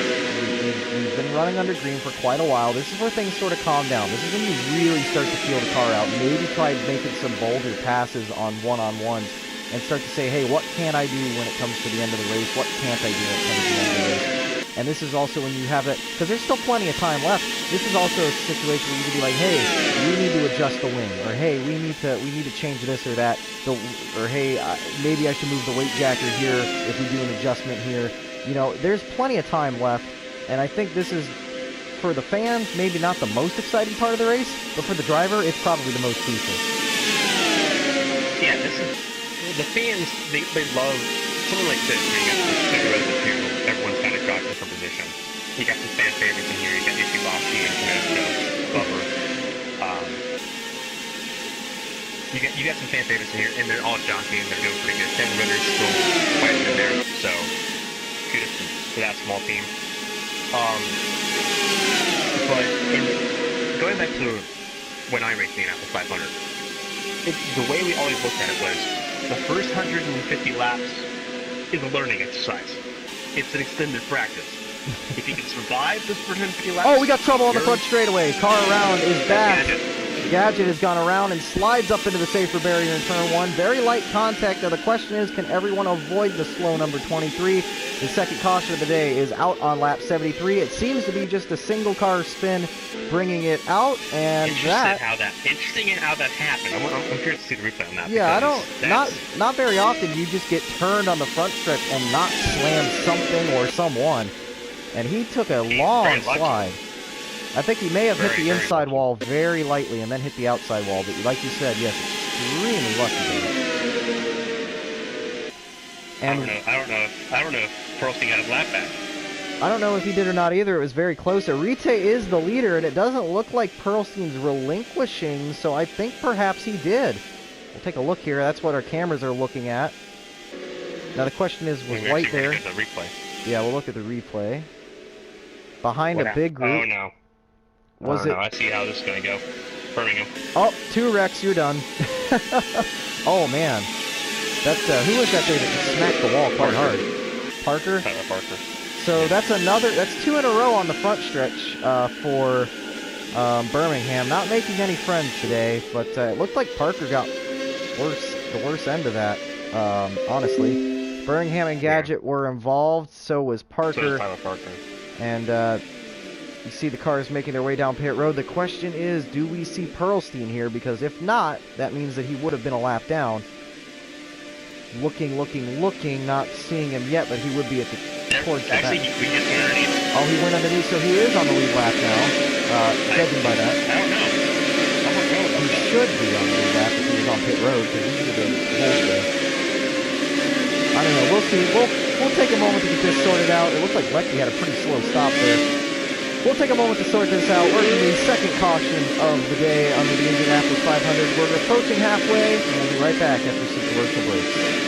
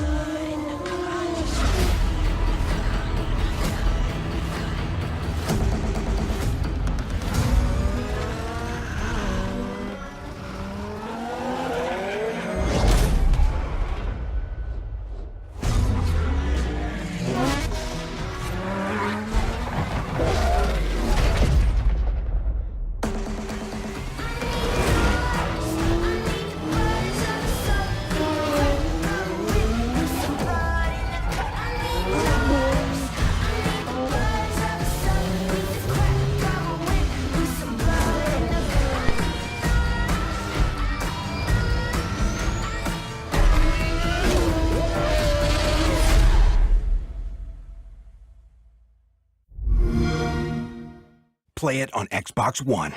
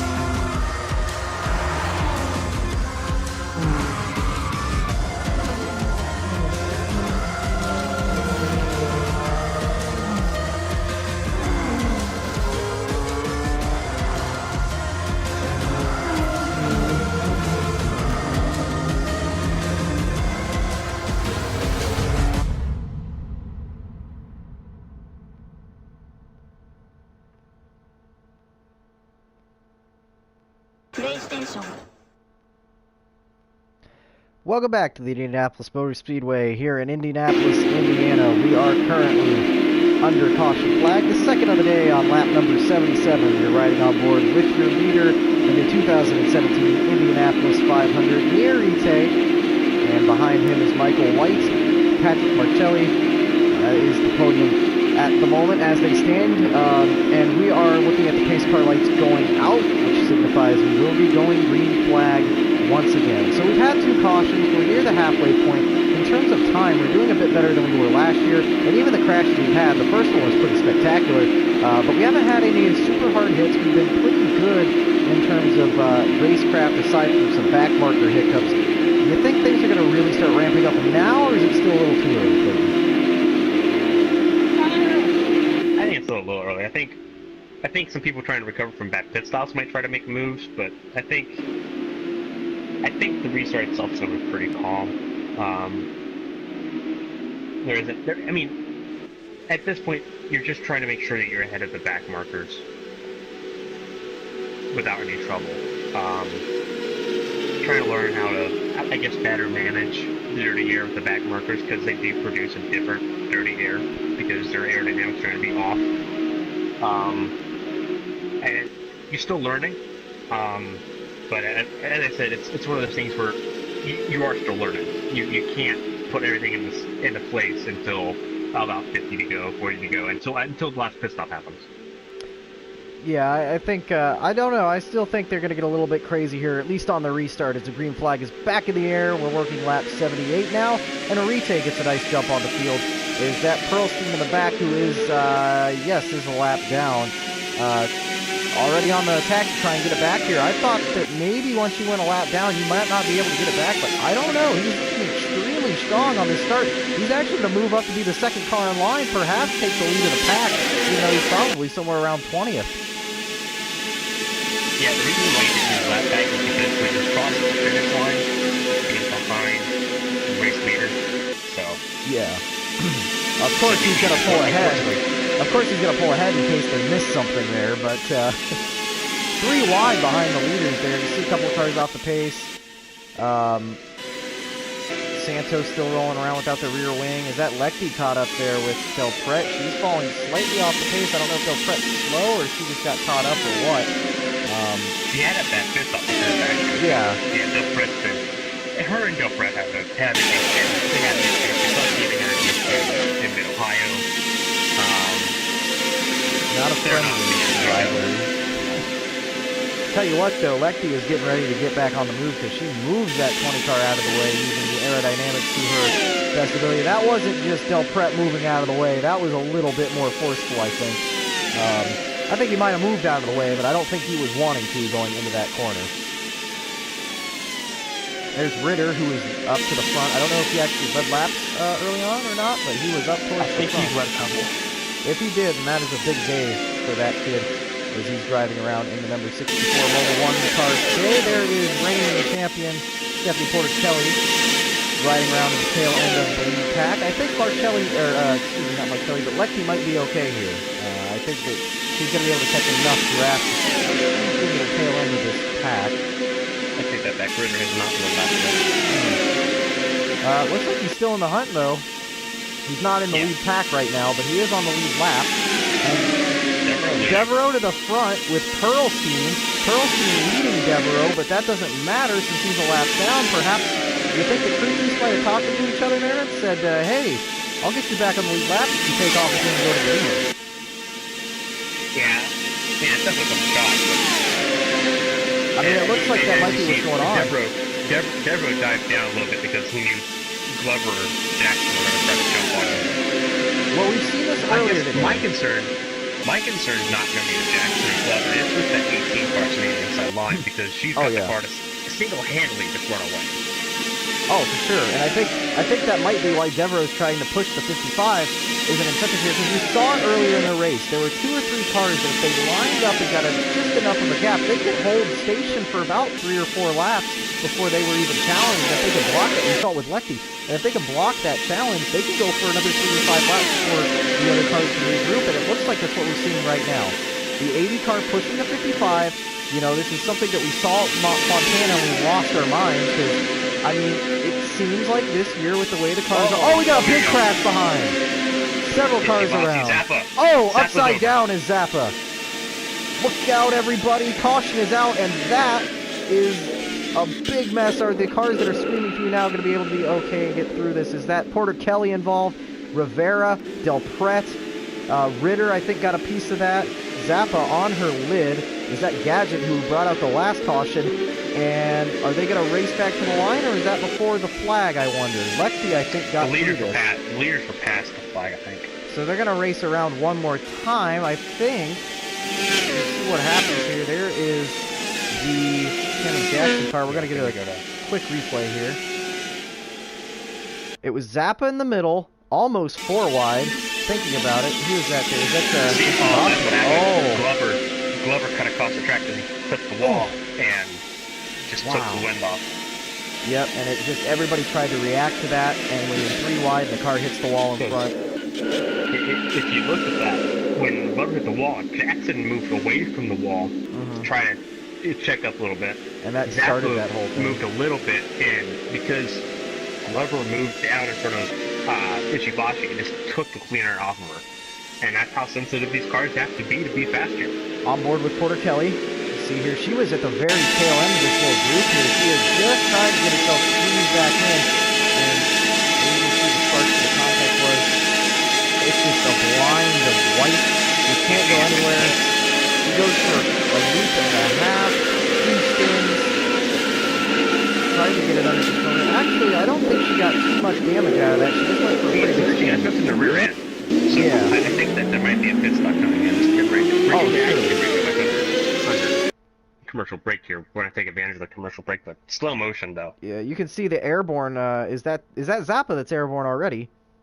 On top of Jackson.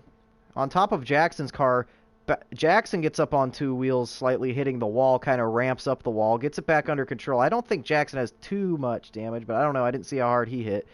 See, Zappa runs into Ishibashi, and that's going to send her careening right in front of Marcelli. And is that Michelin or is that Michael White there? Michelin. Yeah, Michael White, I think, was actually right behind the leaders when this happened. So that is a big impact to concrete. I think there's no safer barrier Marcelli there. Got through. No, he did not get through. Now, Marcelli makes slight contact. Marcelli made the contact that sent Zappa over. as well as Michelin, and that's how Porter Kelly got the contact when Michelin rebounded off of the now flipping Zappa. That sends the one car around, and Porter Kelly almost collects Arite.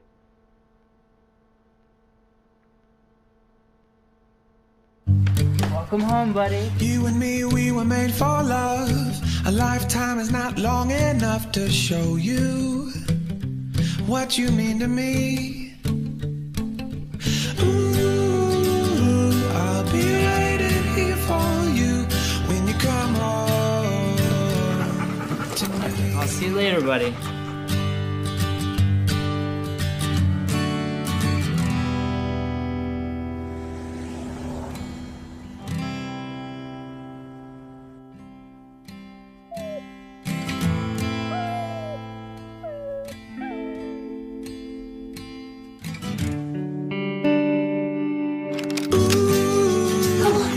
Hey, I'm sorry. I decided I shouldn't drive home last night. I stayed at Dave. When you come home, I'm back. I'm back. To me. Yeah, I'm back.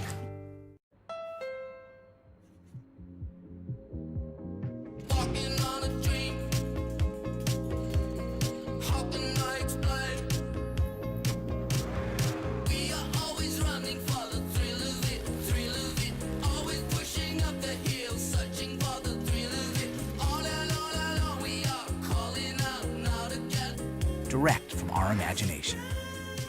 The Civic Sedan from Honda.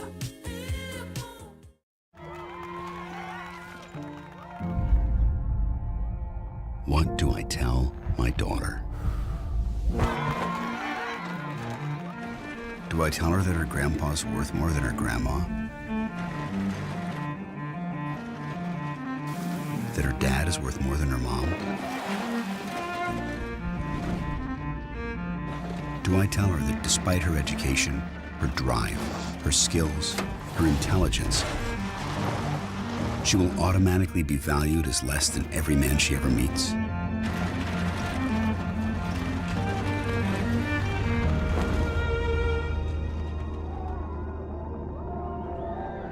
Or maybe I'll be able to tell her something different.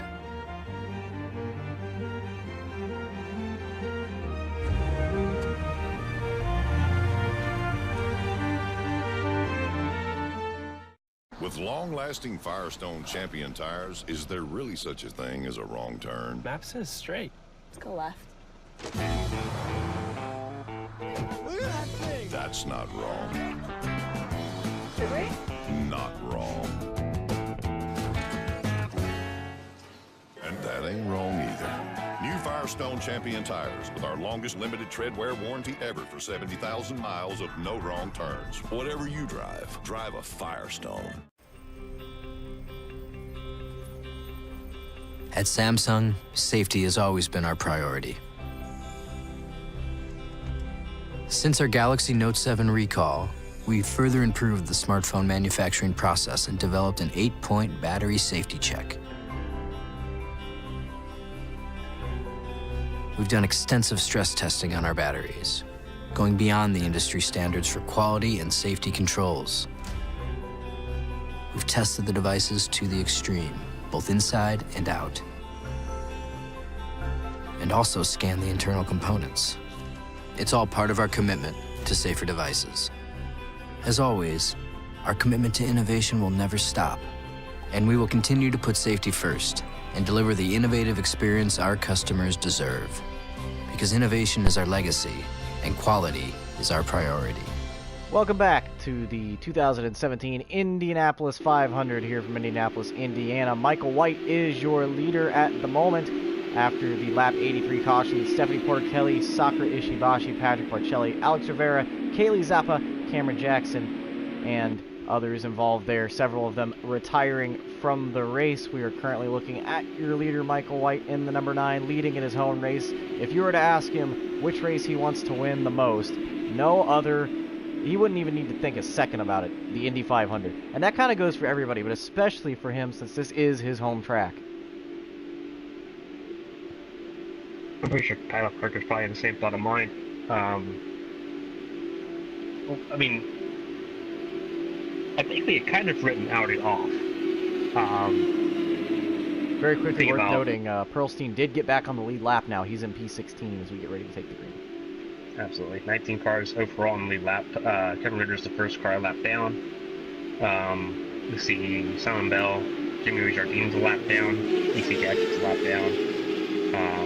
And just look at those that are 4 or 5 laps down. Jacob Birmingham 4 laps down, Adrian Regas 5 laps down. I mean, they are going to gain positions with the 3 retirements. I mean, we've covered this plenty of times before. They made him up Michigan and Fontana and Pocono and India last year, among others. You wish that there was another way of going about it, that there was a better way of going about it, but there really isn't. Not here. See the green flag back in the air. Michael White got a nice jump on the number 4 machine. Yeah. And can't count out Kenosha. She is still right there in 3rd place. Absolutely. Kenosha wants the second 500 win.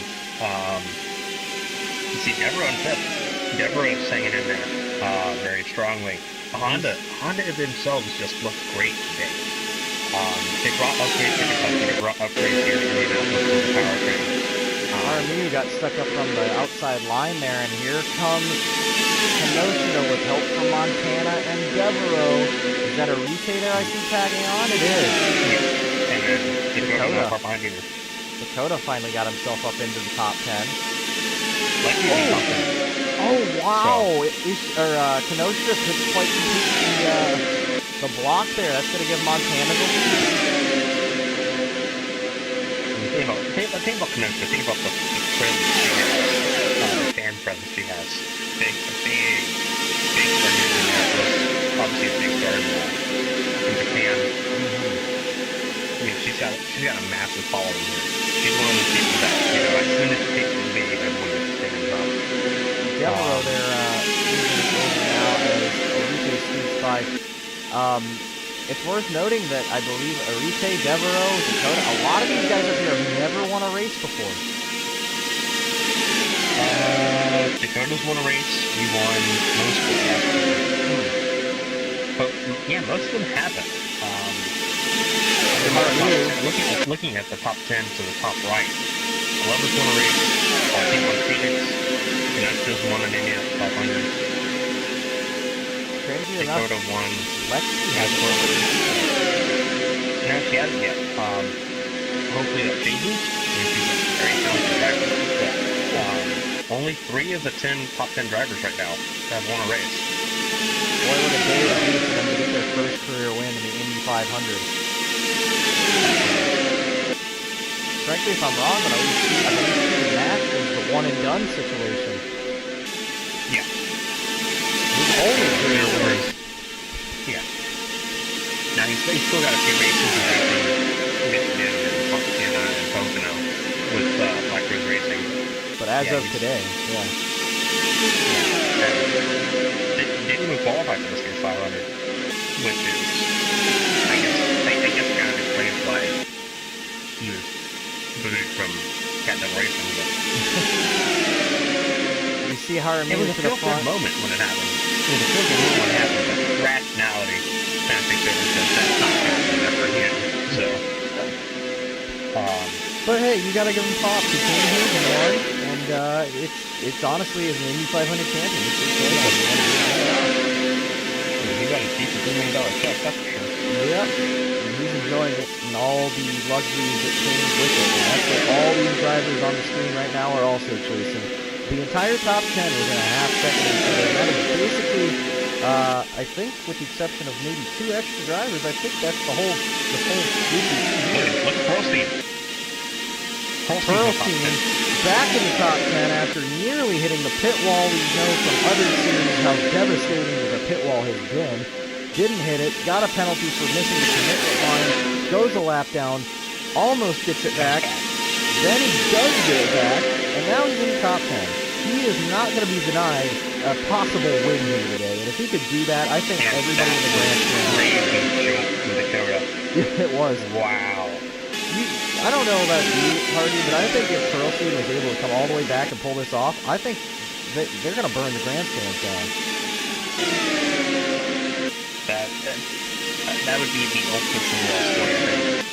Single car team trying to make it work. Especially given what happened to him. Yeah. And they must be injuries, broken collarbone, dislocated shoulder, broken legs, and broken wrist. It just blows my mind. I mean, it says a lot about race car drivers that, number one, they can get back in the car after something like that and come to the place that this happened. You want to. Yeah, and the fact that he's racing so aggressively, but in such a great fashion. And now you see Devereaux moving on Michael White. Michael White led another lap here, and now Devereaux is fighting a bit more now as he gets close to the halfway point. And that'll put the 80 car back up front. Never won a race either. Today's the day.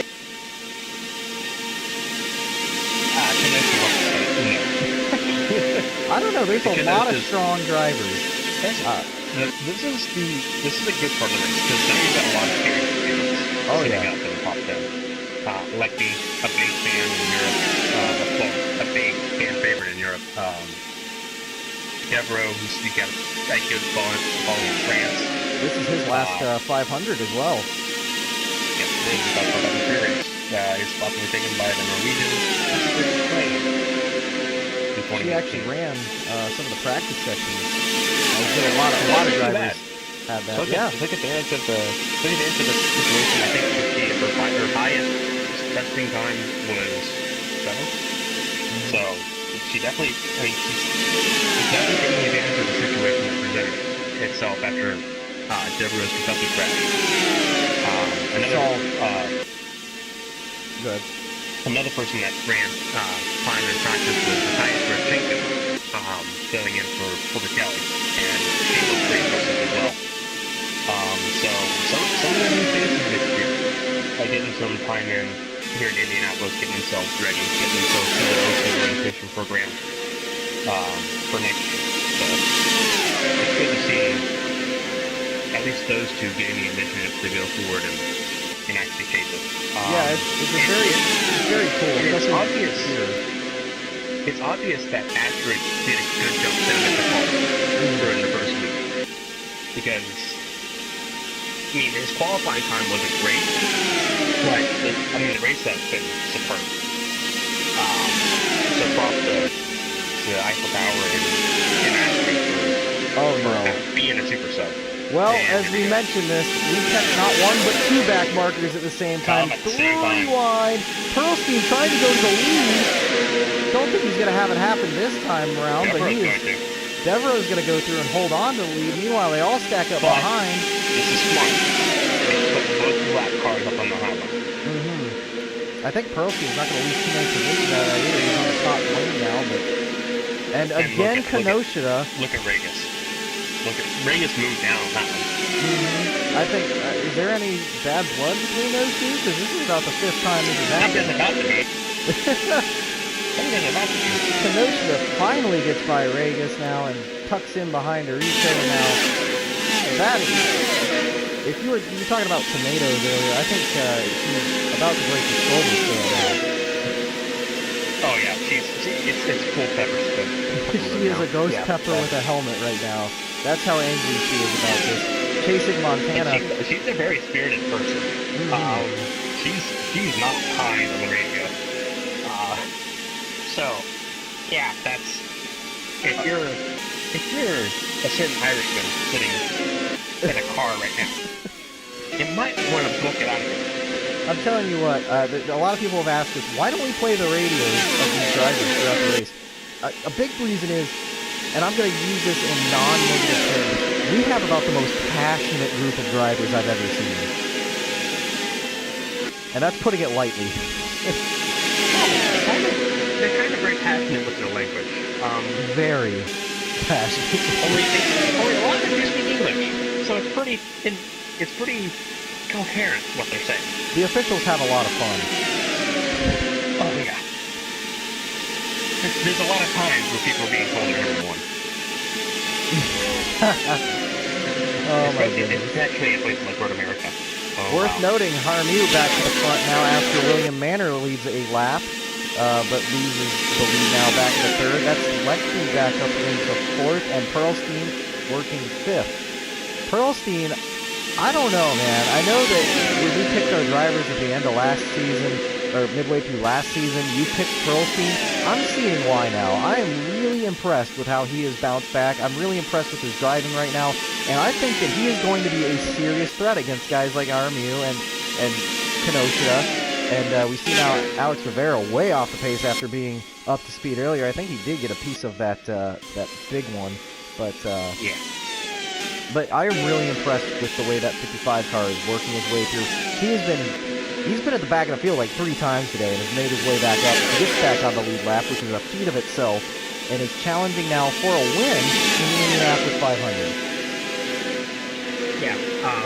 And we are officially halfway. We had this little challenge to go with. We kind of forgot about it for the most part. I took Kenosha to win this. I think you picked. I can't remember. I bring that up. I think I did pick Santos. But I think for this race, we're probably going to be switched around because I'm rooting for the 55 right now. You know, there's so many, and this is what you're talking about with the fan favorites. We oftentimes don't get very biased, and even when we do, we still have personal favorites that we kind of want to see win. But honestly, everybody in the top 10 right now would be an awesome victory for anybody right now in this top 10. Absolutely. There's no doubt about that. I don't think there's anybody, and that's something that you don't oftentimes find. Because even though we have people like Birmingham who make stupid moves from time to time, I don't think there's anybody in this field that a fan would watch and say, oh, they won again, and then be upset about it. I think everybody has earned these wins so far, and you see Deborah now making a move on Marie Jardine, who I believe is still on the lead lap? No, she is not. Marie Jardine is going a lap down and is a back marker. Deborah is starting to take command of the lead here, which is new to him, I'm sure. But he oftentimes has shown that Indianapolis can be the diamond in the rough for him. Okay, bringing up the whole predictions thing. I picked Draco to win the championship. You picked Black Rose Racing. We both picked Black Rose Racing for the team championship. Both picked Honda for the engine championship. You picked Santos for Rookie of the Year. I picked Montana. I think you're looking a little bit better than I am. I'm not going to. I hate to cut you off right now, but look at this. The 55 moves to the top of the scoring pylon once again, and what a battle of attrition that has been throughout the past first half of this race. Devereaux, on the other hand, I may have complicated cursed right there because he's back in the tail end of this lead pack now, but he has led some consistent laps.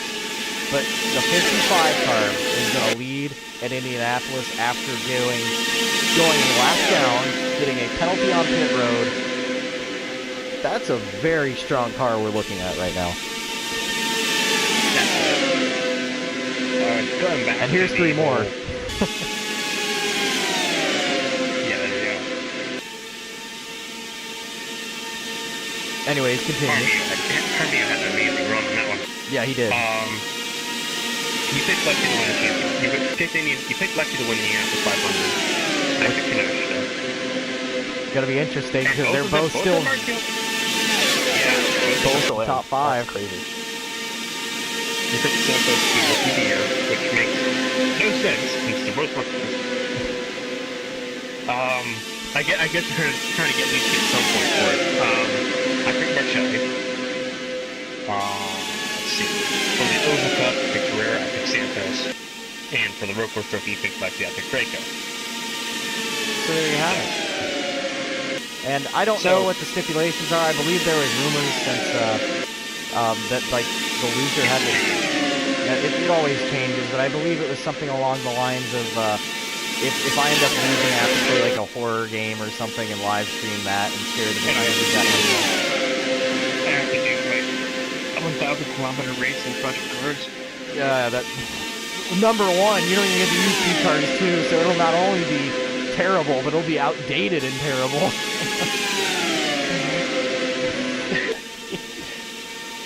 it won't even have a decent track. It won't have it won't have Indianapolis or Daytona. It is like to be some stupid place like too high or something. One of the fiction tracks. See, Devereaux's made his way back up into this group. Lecky's fallen out slightly, and Jaramillo back up to the front. Jaramillo is looking stronger and stronger as this race goes on. I'm telling you what right now. Oh, wow, he nearly hit the wall right there. Here comes Michael White on the bottom now with a push from Arite. Move Michael White up in the second. He is also extremely strong, as is Arite. Anybody that you see on this screen right now has probably the best shot to win this race. And I'm not just saying that because they're all on the top. I'm saying that because every single one of them have earned. They have pushed to get to this position right now. I don't think anybody in this whole group has really lucked into anything. Glover hanging on there. He's actually on the lead lap. He's in 10th place, so the 10 cars on screen are all 4 positions. Move Michael White to the front again.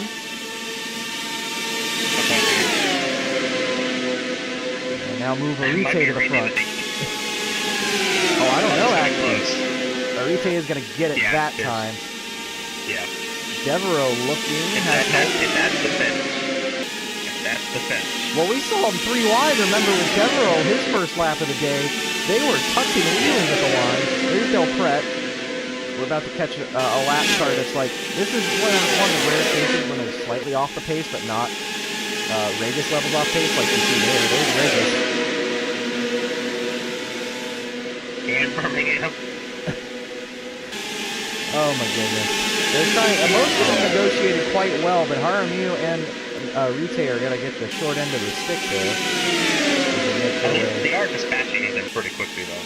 Yes, they are doing a much better job of that. And they are in a pretty decent pack. There's only 10 cars, but they are in a pack, no doubt. So,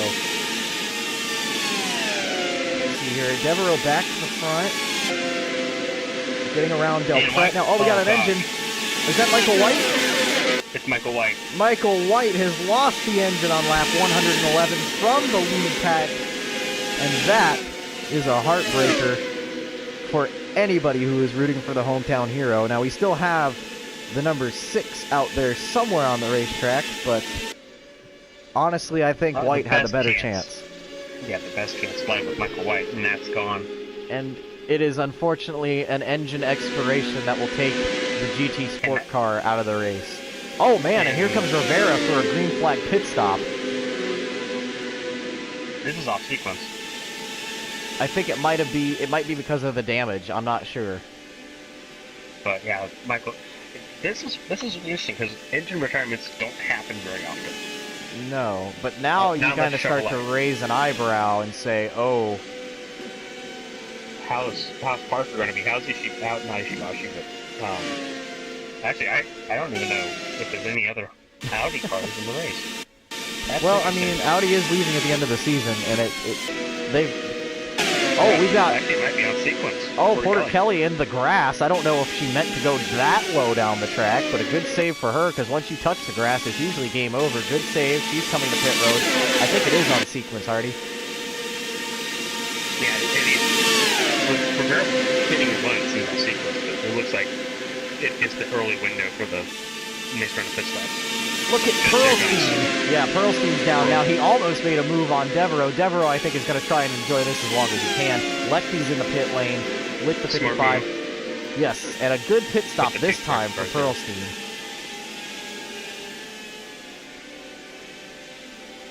Oh, wow, that was Arite just hanging on the side pod, or the rear wheel guard. I think that was Jaramillo. It is. Yeah. And now... Yeah. If you're Devereaux, you're sweating a little bit because you see an 18 bar that has been turned into a pepper. That is fuming. It's one thing. One thing to have her behind you, but to have an angry Kenosha behind you, and they both stay out another lap. I believe I can't see that one pulled off. I think it was Montana. Yeah, Montana pulled off. Devereaux leads yet another lap. He's actually making his way quite far up the lead lap board at this rate. Yeah, we're not doing that to I don't think that 80 car is strong enough to win the race, but definitely a good run for the IC car. Tire blow. tire blowing. Is that what's happened? That's what's happened. She's still got revs. Oh my Got goodness. the tire blown. That is, I mean, if you're going to have it happen, so a blown tire for Uni Kenosha is going to That was a swift left-hand move. That was an amazing job to hang onto the car, and I still see the wing intact. She didn't knock the wing apart or anything. It might be a slow puncture rather than a straight-up explosion.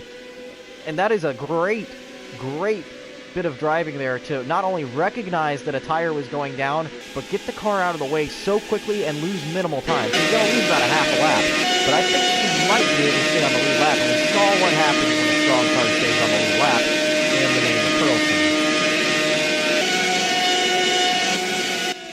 So a scary moment there for Kenosha. But if you're, like I said, if you're going to have it happen, I guess this is a pretty good time to have it while we're right in the middle of pit stops. Not sure what the angle for Manor and Devereaux is right now. They're trying to make it on, I think, one more stop. That's a heck of a, that's a heck of a gamble. But hey, you can make it about 40 laps. So if they can make it to about 120, they can make it on one more stop.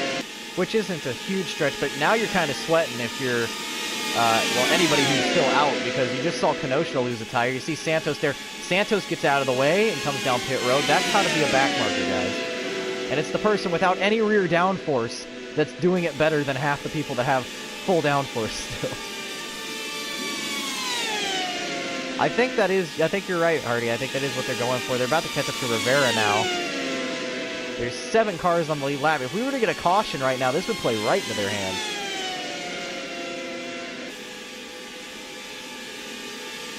Now, is that... Ooh. Rivera being a pretty decent back marker there. Looks like Manor's going to take a peek underneath. Fit this time. Yep. The smart, I think this is a smart move, because if they get stretched and nick this stuff out 2 laps, they'll be good. Well, if we get a caution, they're they not probably... If we get a caution, they probably can just make it all the way, too. So... Yeah. Yeah, it's not impossible now. They bring Arite, Haramu, and I believe that's Glover and Del Pret with them as well. See, there is that red and yellow car of Manor, who is going to lead a lap as a result of everything. And as you can hear the cacophony of engines as they make their way around the 2.5-mile circuit. It'll be interesting to see if Kenosha went a lap down in the tire blind. I don't think she did. I think that she's probably going to be half a lap down, but considering she was in the lead at the time that it happened, and it was about halfway around the track, I think she'll be okay. And if she gets, like I said, if she catches a caution, she'll be right back in it. She's obviously a lap down right now because we have half the field staying out, but I think she'll be okay, because you got to think, she lost maybe, 10, 15 seconds, maybe 20? And we got to think to what happened to Pearlstein. Pearlstein got caught behind lap traffic and still was battling for the lead lap. It's a pretty big racetrack, even as quick as they're going around here. I think she'll be okay. Well, it looks like Kenosha is back on the lead lap, so there's just that question. It just matters how far back she is and if she can catch up. Well, I think she'll need a caution to catch back up realistically, but I don't know, she is wicked quick. I think she's probably set the fast lap at this rate, so I don't know. So, did Devereaux just pit and retain the lead? Yep, he did. Wow. Good play there by the Eiffel Tower guys, bringing their game, as well as Ryan Pearlstein and their team, Montana in 3rd, and Leckie lurking in 4th place. And they are all within about a second and a quarter of each other as they make their way through turn 4. Pearlstein catching up to the back of the number 80 Bass Pro Shop car. And Devereaux, in his final planned Indy 500, leading and looking at perhaps a chance to strategy his way into a top 5 finish, or maybe, if things play the right way, possibly a win. However, he is going to have to hold off people like the 3 behind him, which is a tough feat, because the car is quick, but I just don't think it's on the same level as Montana, Leckie, and Pearlstein. I think if Devereaux's going to have a shot at this thing, he's going to have to strategy game it. I think the same can be said for Glover and Dakota. I think that they're quick. They're just not as quick as they should be, and they could make it happen on a strategy play. Safe finish was about 16 seconds back. It'll be interesting to see if he gains any time from these guys. Well, what's really interesting is that she not only stays on the lead lap, but she stays in the top 10. And if she were to come back, let's say she comes back and wins this race, she could owe it all right there to the car control and the quick thinking on a moment's notice. Yeah, she lost 8 seconds. But hey, I mean, if she catches a car somewhere along here, if she can hook up with Dakota, I think they'll probably slow that time down a bit. Plus, it is a big racetrack. I think it'll take a while before they end up catching her. But the fact, it's kind of the same thing as what happened to Pearlstein. The fact that you're still driving the car after what happened there is a pretty much a blessing in itself. Which, speaking of, Pearlstein's still the leader as the top three are nose to gearbox, all the way down the back straightaway now. Lexi lurking in the back, still in fourth. He's actually starting to lose the draft a little bit. Not sure if that's on purpose or not. She should be able to catch up in a little bit here due to the dirty air these cars behind Pearlstein are experiencing as we look now at the 81. She might be in a low fuel mix. That could be true. Is that was Birmingham in the pit lane? Oh wow! She might. She might. One thing that Ferrari have kind of had against them is that they burn fuel faster. So it might be the realization that being in the draft isn't going to be enough. Did you just see that? Did you just see Montana and Devereaux skunk the 55 before he even had a chance to react to Rivera? They were already up alongside of him. Yeah. That was a pretty interesting move, and now that will allow Lexi to get to the tail here of Pearlstein. So they are 1, 2, 3, 4, and right next to each other. There's Regis in the pit lane, so we won't have to deal with that sort of back marker for a little bit. And we're nearing the three-quarter way mark. This is where things start getting a little more take, a little less give. I think you are right. I think Lexi is running with lower fuel mix, but she's starting to lose the 55 again. Perhaps she thinks they're just going to wreck. I think Lexi is kind of, it's a double-edged sword there. I think she's trying to save tires, which she can't do as very good, and she's trying to save fuel. It's kind of a pick one or the other. And it's not like she doesn't have like a 4-second gap between her and Birmingham. She's got time on her side, and she keeps this for flat traffic. She keeps catching back up. Yeah, I think that she is thinking ahead right now. You see Devereaux trapped behind Marie Jardine, who's going to be Devereaux is about to be the boss of Marie Jardine, so blocking the team boss in the Indy 500 might not be the best decision to make right now. I think it is one of those situations, though, where they're not teammates yet. So that's what's going to work out. Oh, absolutely. So, it's Indianapolis. I mean, there's a lot of things that can go. I mean, it's not like these Birmingham and these wrecking teammates. Oh no, not at all. Birmingham, I think there should soon be a rule about how many people you can wreck before you get parked. Because right now Birmingham's at 2. So. Yeah. But unfortunately, in some cases, it's just go until you crash yourself out. So these are the 4 we're watching right now. We are working lap 127 out of 200 in the 2017 Indianapolis 500. Your top 5 as it stands is Pearlstein, Montana, Devereaux, Lechty, and Arite. And Arite is about 4 seconds off of the 4 leaders as they come screaming down the front stretch. And every single fan that has been here to start this race is still here. A sold-out crowd at Indianapolis as you see Devereaux make a move for second on Montana and Pearlstein come down to block that inside line. I think we've had, this is probably the best Indy 500 we've seen since we started broadcasting, for sure. Yeah. Oh, absolutely. It's been a lot cleaner. It's been a lot more intense. It's a lot faster. I mean, this is the festival of speed. And, I mean, this showcases it perfectly well. You see a lot of Cinderella stories, Devereaux.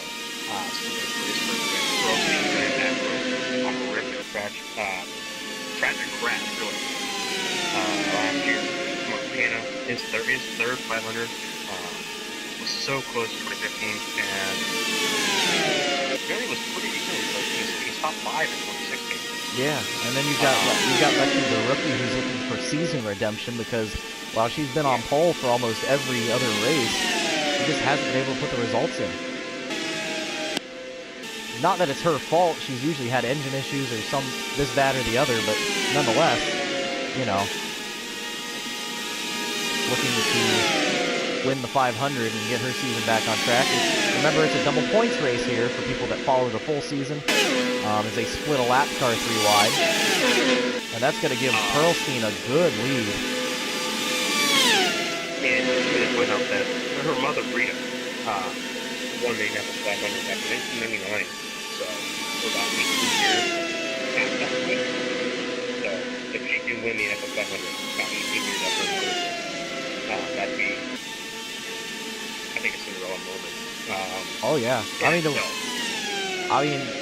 This is the biggest race. I mean, you circle Homestead, you circle Fontana, you circle Watkins Glen, because those are fun races and all, but this is the one. If you circle those races, you put a star around this one, because it is the Indy 500. It is the race that defines the season.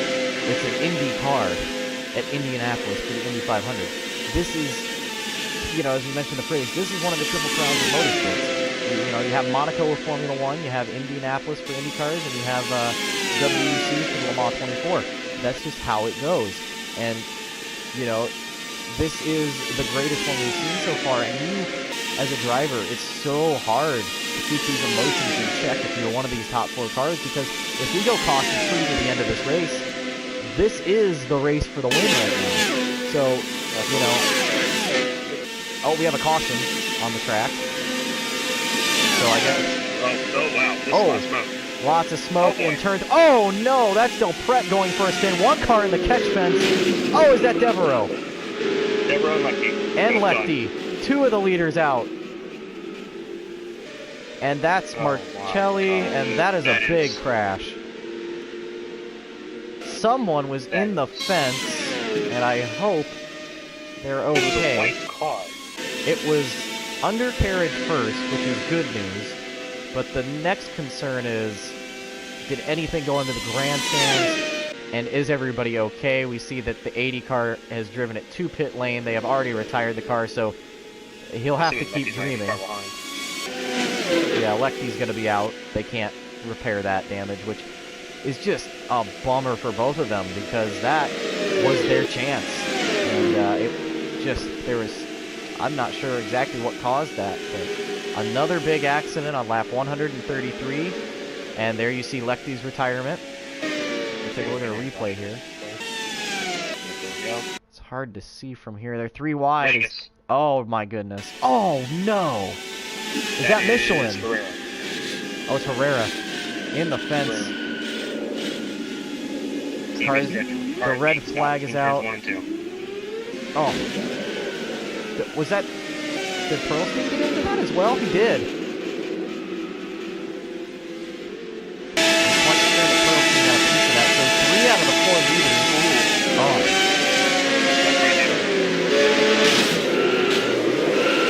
On board with Leckie. Hold on.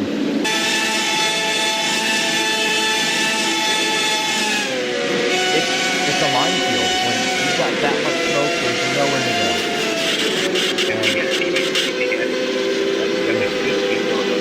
Oh, now you see Pearlstein. Pearlstein also pit right away, so his day gets more challenging. I'm not sure how that is. Here we see everybody out of the race.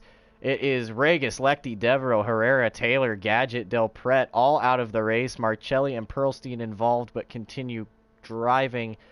It looked like Herrera was moving around in the car. I don't think he necessarily hit the catch fence, more just kind of rode up against it. We are under the red flag right now on lap 130. I believe that's Arite that's leading right now after all of that. I believe so, too. So, with that said, we will take a moment to re-rack here as they work in turns 3 and 4. This is the 2017 VRR Indianapolis 500. Currently under a red flag, a little bit past halfway here for a massive crash, taking out a lot of top contenders. But while we regroup and figure out what happened there, we'll take a commercial break and be right back from Indianapolis.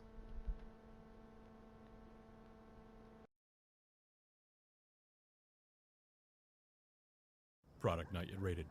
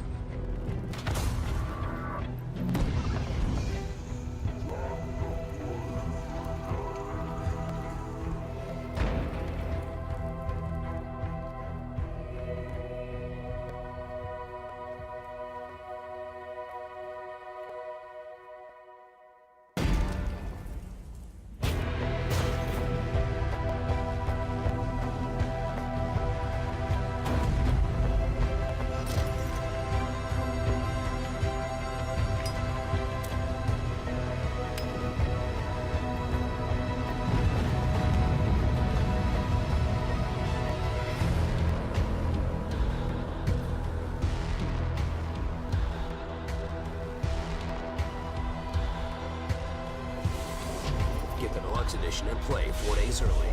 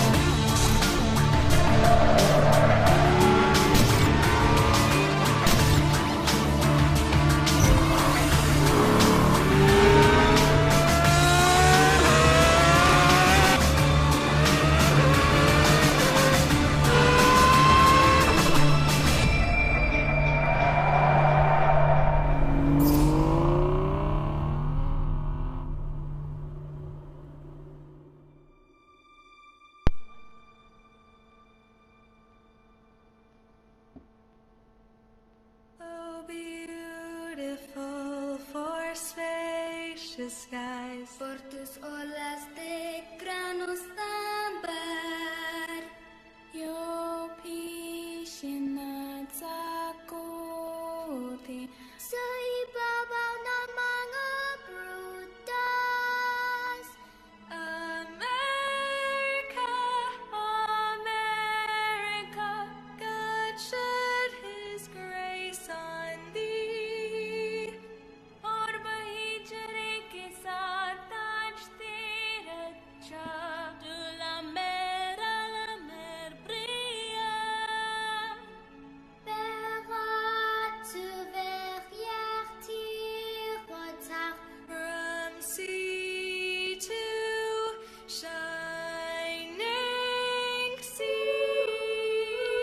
Welcome back to the 2017 Indianapolis 500. We are under the red flag. Niorite is your leader. Stefan Montana second.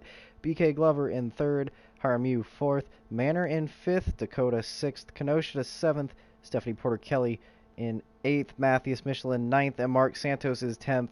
1 lap down. We are currently working with Hugo Del Pret, Alan Herrera, and a few others after a nasty crash between the short chute of turn 3 and 4. And that's some good news that we've just gotten notified of. All drivers have been cleared from the infield medical center, which is great news after a nasty crash. And they are still cleaning up as a result of that, though. And we are currently looking at the first 3 cars on the grid right now. But that was probably the best relieving thing. The crowd is actually cheering a bit right now to hear that news, which is great to hear because Del Pret took a nasty hit. We'll take another look at it here.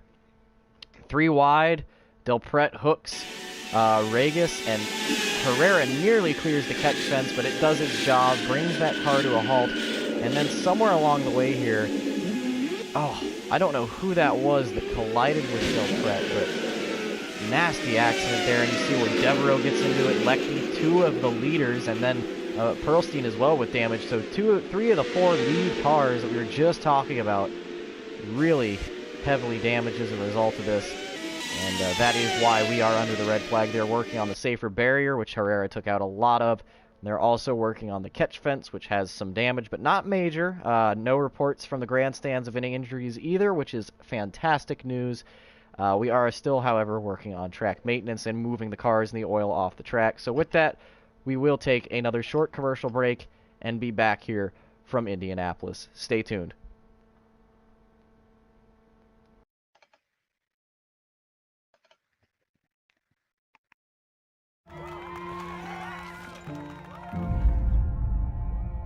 What do I tell my daughter? Do I tell her that her grandpa's worth more than her grandma? That her dad is worth more than her mom? Do I tell her that despite her education, her drive, her skills, her intelligence, she will automatically be valued as less than every man she ever meets?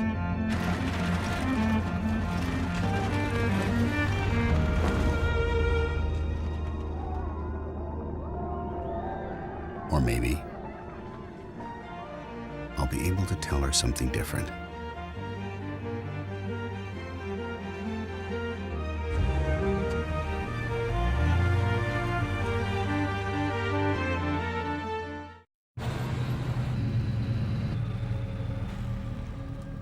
Look at this place.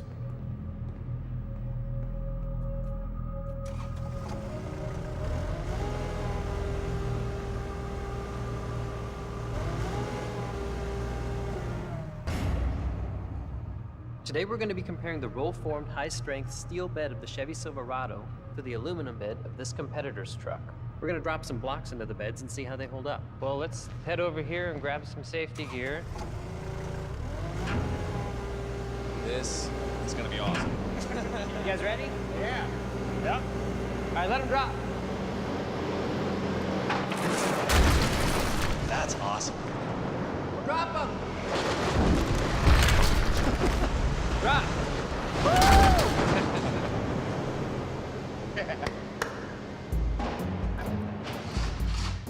So let's see how the bed's held up. Let's start over here with the steel bed of the Silverado. Yeah, a couple dents, dings. A little scratching. I mean, I'd expect more dents. All right, let's check out the aluminum bed of the other truck. Ooh. Wow. Pour it up right there. Look at that. That's a big hole. That's a huge hole. Full-on crack here. That's a good-sized puncture. That's a true split. Look at that. Yeah. Listen to that. Oh, and there's a big slash right here. This is broken. I'm surprised that they're trying to put a product out like this, you know, and they're supposed to sell Ford tough. I think Ford needs to change their motto. It's just completely ruined. You hear aluminum now, you're gonna go, ooh, you know? Can't trust this. So you might not be hauling landscaping blocks every day, but you throw a toolbox back here, right? Every day. Want to grab that empty toolbox for me? Did you say a toolbox is heavy? No. Okay, let me give you a scenario here where you're loading your truck, let's say. You put your toolbox up here because you're doing something else, then you turn around.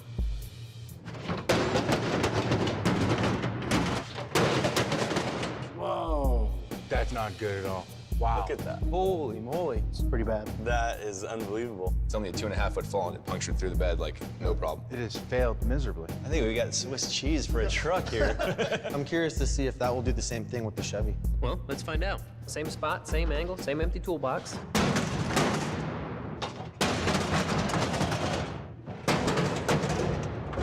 Took it way better. The steel held up. I wouldn't even call that a dent. The steel held up again. So what do you think about that? I'm definitely gonna want, I guess, a steel bed now for sure.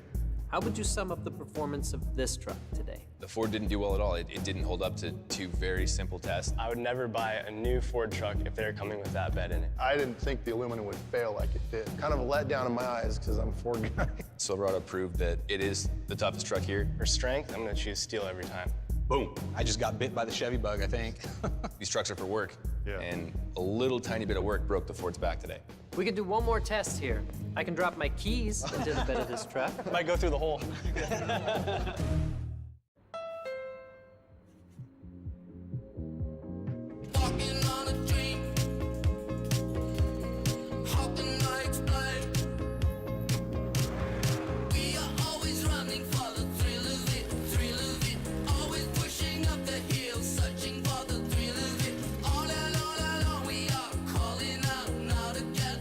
Direct from our imagination. The Civic Sedan from Honda.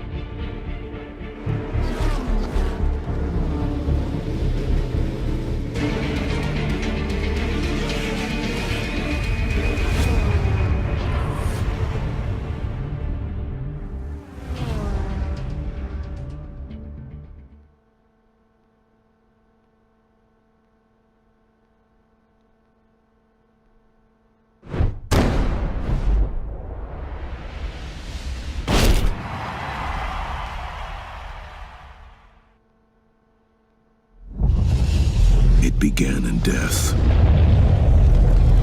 Loved ones sacrificed for survival.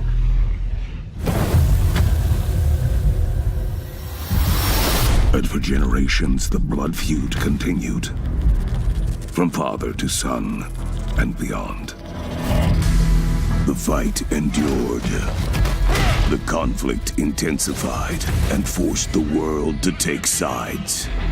Some fight for vengeance. Others fight for honor, duty, or debts that can never be paid.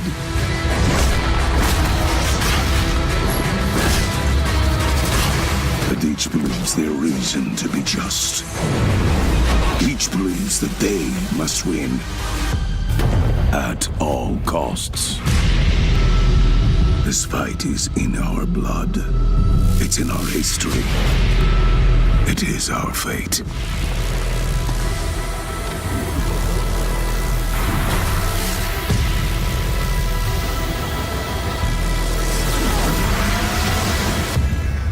But here, for some, the fight will end.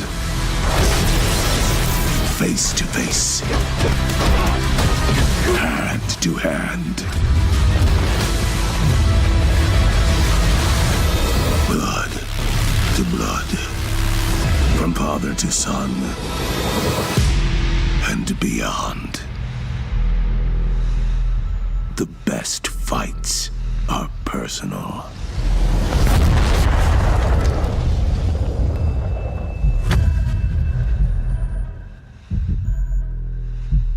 It's Straight Talk Wireless, which means you get unlimited talk, text, and data for only $45 a month. No contracts, no surprises. What about hidden fees? Nope. What about funny business? No. Bamboozling? What is bamboozling? It's like malarkey. No. Good. Come to the World Needs More Straight Talk event at Walmart. Get America's largest and most dependable 4G LTE networks for half the cost. And for a limited time, get a $25 gift card when you buy a Samsung Galaxy Sensor. Welcome back. Straight Talk The Wireless. Indianapolis Only 500 at Walmart. here. We are 136 laps out of 200 complete. The race leader is Niarite in the number 15. And after a long red flag for cleanup due to a massive accident, we are ready to go back to green flag. We tried to catch a word with the hometown hero, Michael White, whose engine expired shortly before the accident. Was not interested in talking, was extremely frustrated, and dropped his helmet and pretty much left it. So he's back in the hospitality area somewhere. So unfortunately we could not get a word with the hometown hero, but understandably frustrated, had a very strong car, and is now out of the race, along with about 6 others in that big crash that White was not part of. But we have returned. As the pace car makes its way through turn 4, we get ready to go back to green. A little over 60 laps remain in this 200 lap event, and it's been an evening full of thrills, chills, and spills, and we're ready to see some more hard racing. Anybody on this lead lap has a realistic chance to win it. We're back under green in Indianapolis.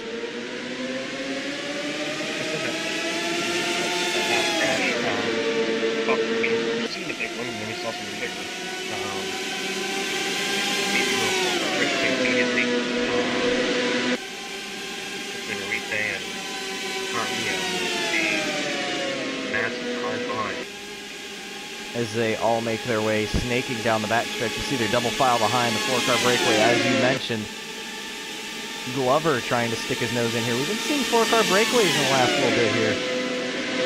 As you can see, as they make their way through turn 4. Arite holding on to this lead right now, with a lot of the top contenders out of this race now, or damaged in the case of Perlstein. I think maybe Montana is probably one of the strongest cars here. I mean, of course, there's still Kenosha, but she's not in this group right now. If she doesn't get moving quickly, they might leave her in the dust. Yeah, it's interesting. This is the option that we were talking about. I think she needs a little bit more than that right now. She needs to get past Dakota and start actually leading this charge. Because stick with him, they can get back up to the top. I think it's a doable thing, and it looks as if that she is in front now and is getting close to Manor. So I think she is still a threat here, but I'm thinking Haramu, Arite, and Kenosha are probably the best bets right now.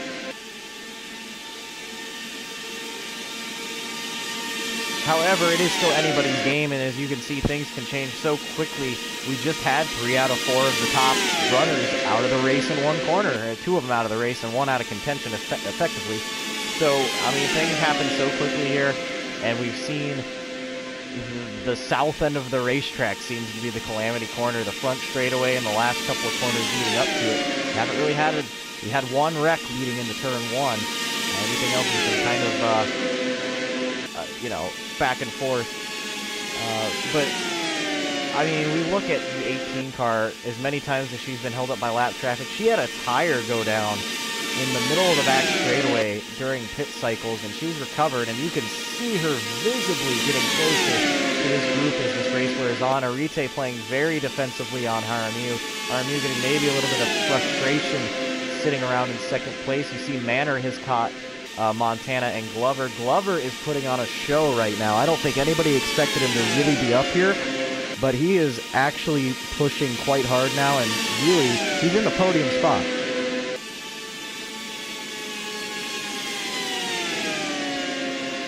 So coming down the back stretch, it's a 2-car breakaway and then 4 cars behind them because Kenosha is there. And they're going to try and go by Glover now. 3 cars on the bottom, leaving Glover hung out to dry. Manor takes command of that that lead part of that second group, 3rd place overall. Meanwhile, Arite and Aramillo are nose to tail.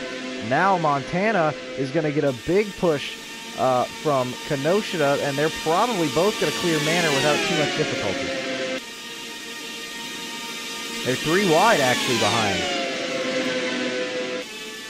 So while that's going on, we have Arite and Aramillo hooked up, and they're just trying to take off at this rate.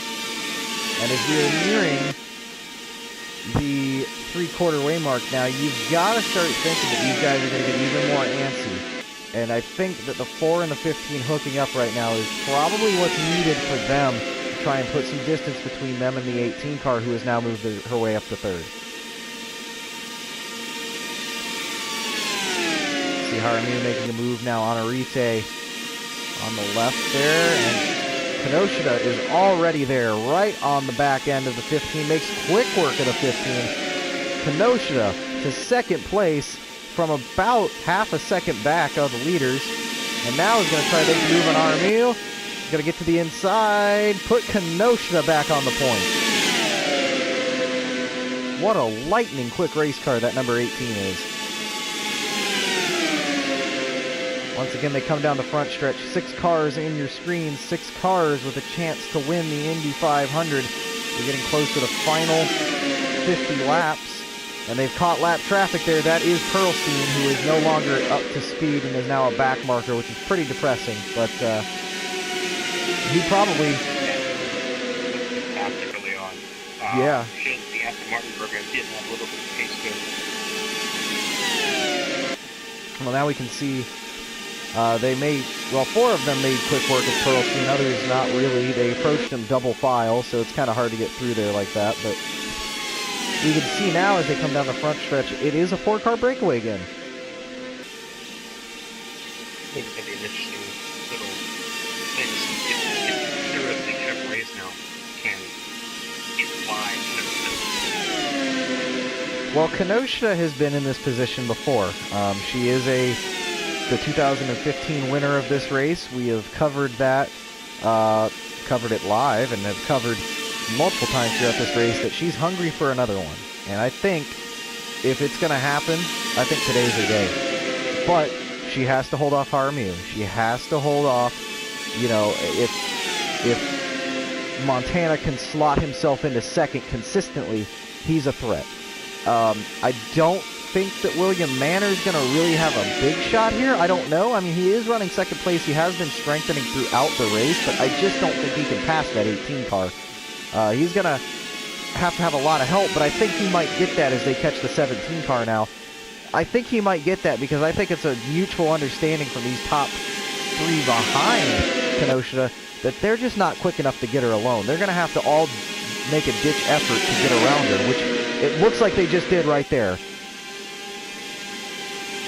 That's exactly what they did. All 3 of them pulled out at the same time. Now Aramillo might go with them, and that's going to move Kenosha all the way back to 5th from 1st in a couple of corners. Oh, nearly contact.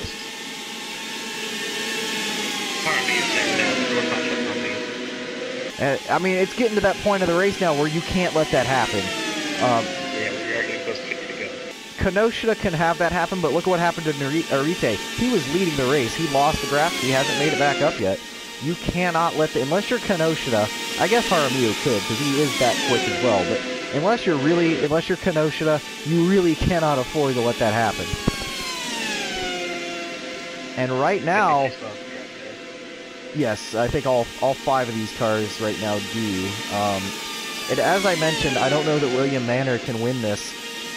He's leading the race right now, but he does have Stefan Montana behind, and like I said, I think Stefan Montana has been the strongest in 2nd place. He's made a lot of passes. I think that he has, he's peaking right now. He's thinking about it, but he knows he doesn't have the help. He's playing it smart. He knows that he doesn't have the help right now to make the pass. Why try? It's just going to hold everybody up. I think that Montana's trying to play some let's separate ourselves from the other 3 cars right now because you're always going to have that odd man out right now. You cannot have an even push on either side. So it's going to be interesting to see who goes with who, because this 5th place car right now may be the deciding factor in who gets the better push down a backstretch and who wins this race in about 50 laps. It's fantastic that Glover's in this position, because he was the pulser of the 2015 race that Kenosha won. So the fact that he's competitive again here in Indianapolis is quite content feeling, seeing that he's I don't think he's going to be a serious factor for the win, but he's up there and he's gonna help get things going. Has the best chance. I think that it's almost the same thing that we saw with Devereaux earlier, because with Glover and Devereaux, they're pretty even in terms of racing throughout the season, but they're never at the front. And then we've come to Indianapolis, and they have put on shows every time we've come here, and it's great to see that happen. It shows that they have the experience on ovals. But I think that you see Glover, I don't think the car is quite where he needs it. I don't know if he's pulling what Leckie did and running a lower fuel mixture. I don't think he's really had a super quick car today. He's had a very good car. I don't think it's on pace with, these 4 in front of him. However, it has been just maybe, 3 wide right there for third. Never mind what I said. He's got pace. They're still 3 wide. 2 wide for the lead and 3 wide for third behind them. They are still all under a blanket, and they've caught a lap car. So they are 3 wide in 2 rows as they make their way through turn 4. 49 laps to go at the line. We're getting down to the most intense part of the race, and there's only going to be about 5 or 6 cars in the group that this happens. But even so, the racing is amazing right now. Indianapolis, one of the biggest races of attrition. This is a survival of the fittest, and he's 5 right now in the fittest. Is that Ritter I'm seeing scored in 10th place right now? Because if so, good on him. Yes. Great run for him. First car won that job. Now, granted, I think everybody that would have had pace to unlap themselves, that's no longer a thing. I think everybody who would have had pace to unlap themselves at this rate is already out of the race. We only saw one person unlap themselves, and that was Pearlstein, and unfortunately his day is still going, but it's not where he knows it could have been. He knows he could have been fighting with these guys right now, but it unfortunately got involved in the wreck that took out 2 of the other strong contenders today.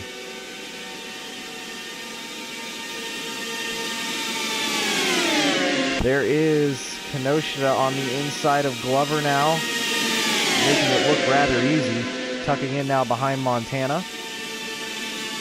And peeking out now. Oh, there's Pearlstein. Armia checked up because he didn't know he thought Kenosha was already there.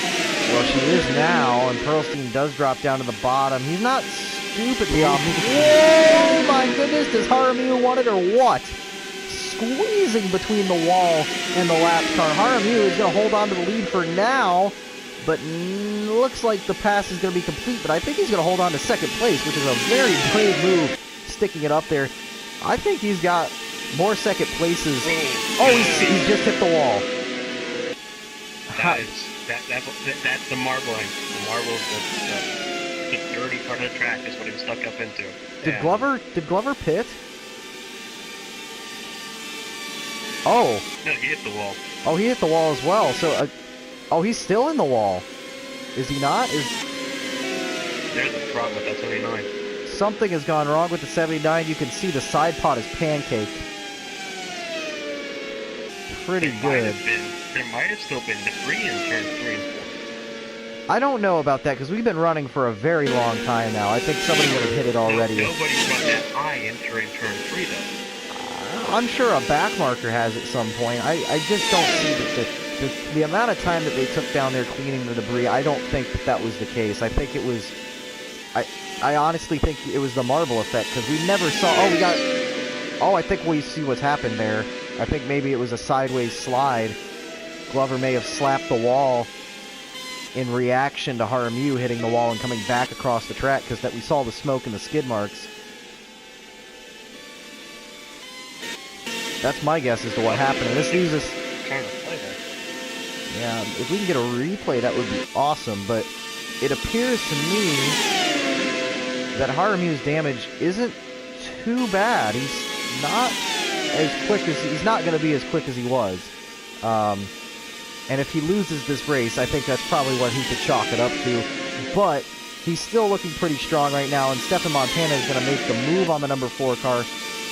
But I think Haramu still has a legitimate shot to win this race. You can see the way he's fighting back. Yeah.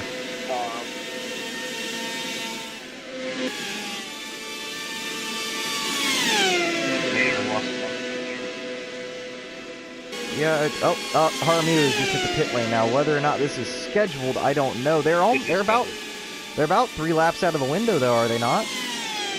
Yeah, they are 3 laps out of the window.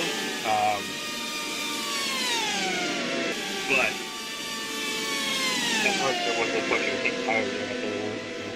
True. And you know what happens if you stay out too long. They are in the window. The window to make it a 1-1 stop is 3 laps. They want to think the number you want to hit is 160 because then you can make it a 4 lap.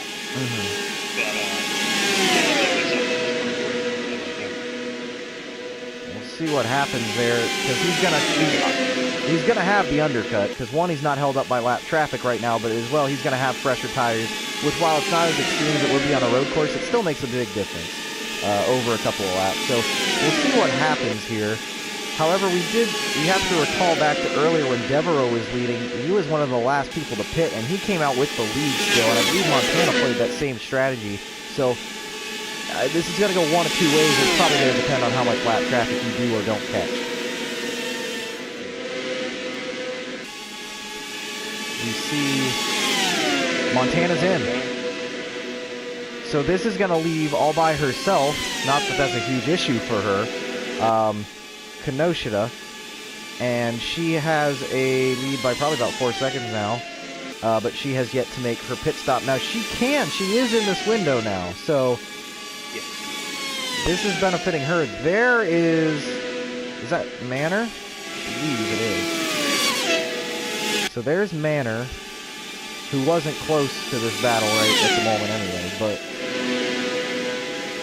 let's see what happens. Kenosha en route to possibly her second in 3 years. Here she goes. And she is going to bring it down pit lane. Notice how gingerly she brought it down the pit lane. She didn't throw it down onto the curbing and the grass like we've seen a couple of people do. She was very smooth, brought it off the banking. She's taking care of this car, and it's taking care of her. We didn't quite go a lot down. He's going to have the outlap of his life.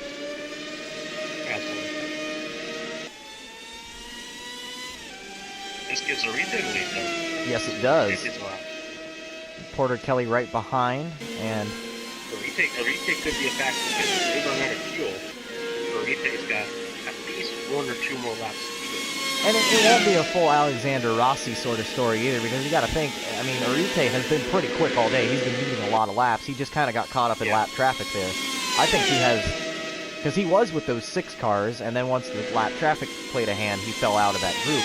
But I think that, yeah, you're right. I think he knows that the fuel strategy is the way to win this race, and even if you don't, you're probably still going to get a top 10 out of the deal. So, see, there is Dakota in the access road. The question is, where is Kenosha? There she is. This is going to be a little bit closer. She's on colder tires for a moment, so she's not up to speed yet. There's Montana. Montana's going to be right on the gearbox, I think, coming out of turn 4, guys. It's about 3 car lengths. Oh, yeah. Montana is not taking any chances. Down to the inside. Maybe a little bit too early. Not quite. Montana has the nose. Side by side for the lead into turn 1. Even in the short shoot. Boy, did Kenosha get close to that wall. They scream by, still side by side down the back straightaway. There is no clear leader right now. Montana has the slight advantage, but it's going to take about a whole lap for him to get around her. maybe more, because she's making that outside line work quite well. Still side by side for the lead.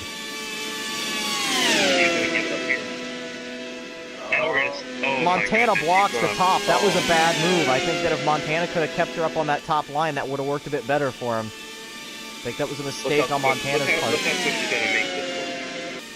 Well, yeah, I mean, it's clear who has the stronger race car right now, but I think Montana has a good idea of what he's going to do now. If he can keep Kenosha on that top line, he can hold her off. But it took him a whole lap to complete that, and props to Kenosha for just flat-footing it basically around that outside line, even though she just saw what the Marvels have done to Haramiu, who is now pretty much out of contention because they had to repair some of that damage. Nice 2 seconds back.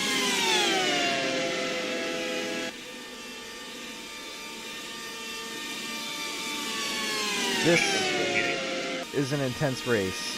It is the pinnacle of open wheel racing in the United States, for that matter. Kenosha set this car up to at least final. And it's the same sort of thing that she did when she won in 2015 as well. She is determined, and she's probably not going to be denied, but neither is Montana. Montana wants to win so desperately, because it's the Indy 500. You want to win this. If you're going to pick one race to win in your entire career in IndyCar, it's going to be the 500. They remember the winner. They don't even know who second place is. So this is, I mean, this is for everything right now. Winner's case was up the Germain-Espinoza trophy, so. And I'm telling you what, Montana is doing a great job of maintaining this gap, but I don't think that he's going to be able to do this without some help. There's totally no chance. Right, because what it took Montana a lap to do, but Kenosha is starting the lap on cold tires. Because it didn't turn. Like, it's mental. How fast that number 18 is.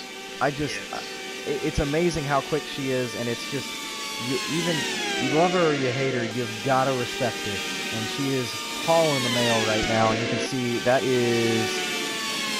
is Manor behind Pearlstein, and the leaders are catching. And is Pearlstein going to play a factor here? I think he may. And this is Montana's chance. These are the sort of opportunities that he can still easily win this race, but he's going to have to take these sort of opportunities, and he just hurt himself a lot right there.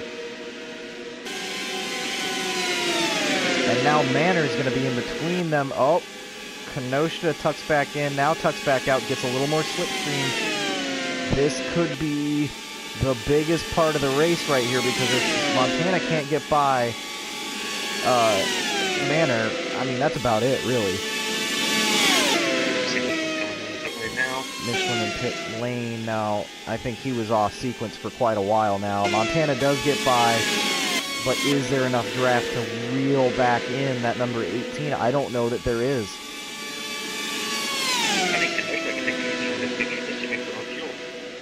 True, because she's had to have been burning it in a high fuel mixture for quite a while now. I don't think that you could comfortably do that. And I think Michelin has been the leader for the longest time, and we just haven't noticed it. He's now making his pit stop. I said he was still waiting a few laps ago, but I knew that he was coming in the pit lane. So yeah. The question is when, but he's not going to be. No, he's not a factor at the moment. Even if it came down to a fuel race, Harise's got to be. Yeah. I think Haramiu might have him as well, but he pit relatively early, so I don't know that, unless he's saving fuel now. Because Arite is pretty far back, but obviously the pit stop's a long time here, so I'm seeing Montana reeling in a little bit here. I think he's right on that edge between dirty air and actually benefit from being behind the car. So I think that, you know, we're getting to 31 to go. We're getting to the end of this race. You know, it's getting to the point where, are you pushing as Montana right now, or are you thinking about how you're going to get this win?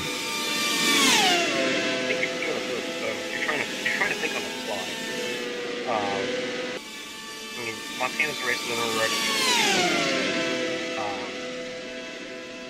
Last time Kenosha did a victory lane was December 2015. So, a year and a half.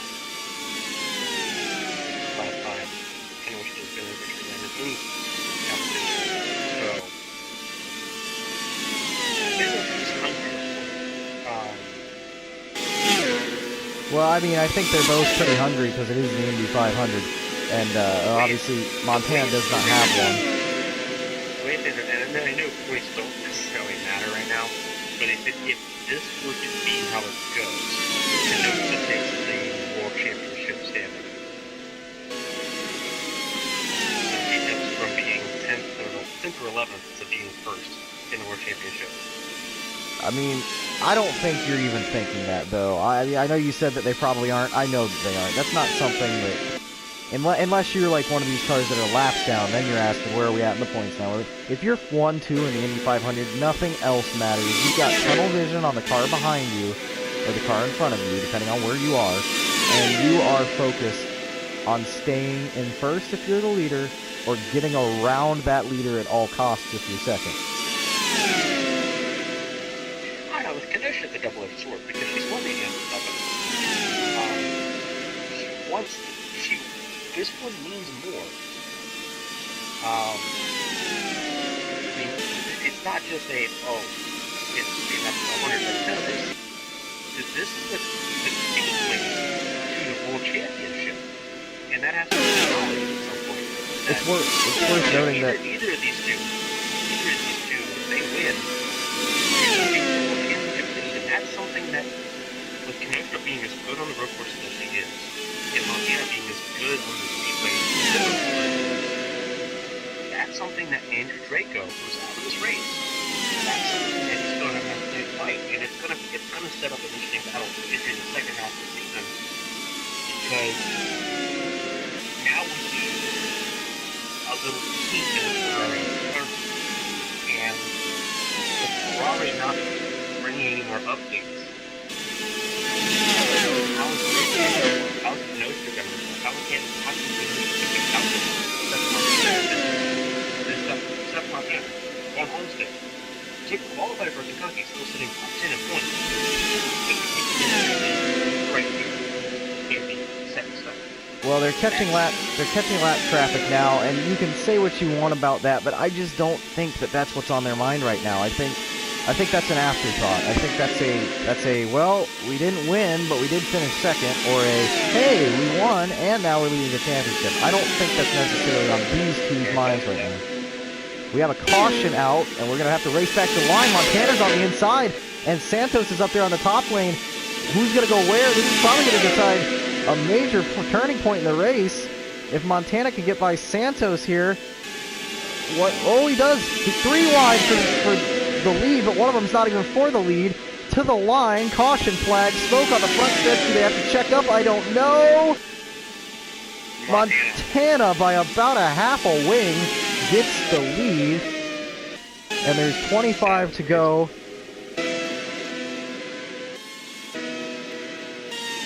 Now the question is, do you pit?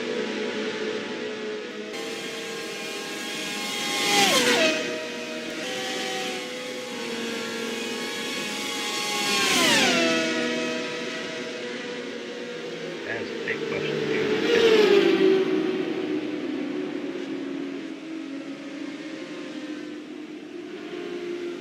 Good replay of it. Yeah, I think, Ooh! That's unfortunate for Dakota, because he's been quietly having a solid top 10 run here, and that damage is going to hurt him a bit. Yeah, it will. And here is Kenosha in the pit lane. It was worth noting that when they brought up the fast lap board, Kenosha was nowhere near there. Ooh! I thought Kenosha might have gotten Montana out of the pit lane there, but great work by the 28 team to keep him out in front.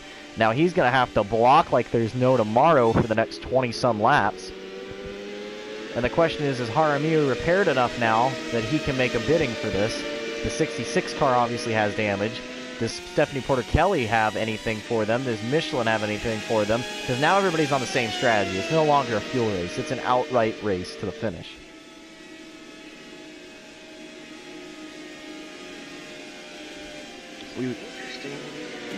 And Montana's able to adjust his car and all to try to combat against Kenosha, because Kenosha's just got that monstrous car.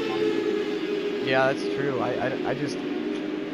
I wonder if Kenosha made any update or any changes to the car as well. Jaramillo probably has to compensate for the damage. At this rate, I'm sure Dakota's changing something. Porter Kelly is probably just rubbing her hands together in the back, trying to think of some way to steal this from everybody. I don't know. It's like you said, it's going to get interesting, much like the Indy 500 in the final 20-some laps always seems to do. And as we look back and see the field regrouping, a couple of lap cars stay out, and that is Nuri Jardine and Rivera. Did Jaramillo stay out? I mean, not stay out, he actually did. He was a fuel only. Okay, interesting. So the gas and go for Jaramillo, he's playing them games. I don't know how long that's going to last, but I mean, hey, why not? It's an effort. Yep. And I mean, things like this, what if the two leaders, what if, say, by some weird circumstance, what if Kenosha jumps the start and runs in the back of Montana? You know, as Jaramillo, you know you're quicker than Arite, you know you're quicker than Porter Kelly, you know you're quicker than Michelin, you know you're quicker than Dakota. You can come down pit, end up fifth place. Oh no. Well, forget that. We just got word from the race director that Jaramillo has to serve a stop-and-go penalty under the green flag for speeding on the exit of the pit lane, which is kind of confusing since we use pit limiters. I'm guessing he probably got a little bit antsy there, right where the white line was to end that point where you have to have the limiter on. And probably hit it just a tick too soon. And that is going to kill him. That hurts. Because that is his race over. Now, if that was an EOL, that would be slightly different, but this is probably going to take him out of the top 10 even, because he's most likely going to go a lap down. Unless he serves at lap 1, but even then, they're probably up to speed by then, so that's unfortunate. Yeah, he has to serve under green, so. Yep. So we will be staying with you here we will stay with you until the end if we can, regarding commercial breaks. And we have gotten the majority out of the way. I think we will be able to stay with you till the end here for the end of the Indianapolis 500. Nuri Jardine and Rivera are leading the group, but are not on the lead lap. Jaramillo is. Now the question is, you get 3 laps to come down and serve that. Do you fight as hard as you can and then pit, or pit on lap 1? You pit as soon as you can, because it's just not going to help you, really.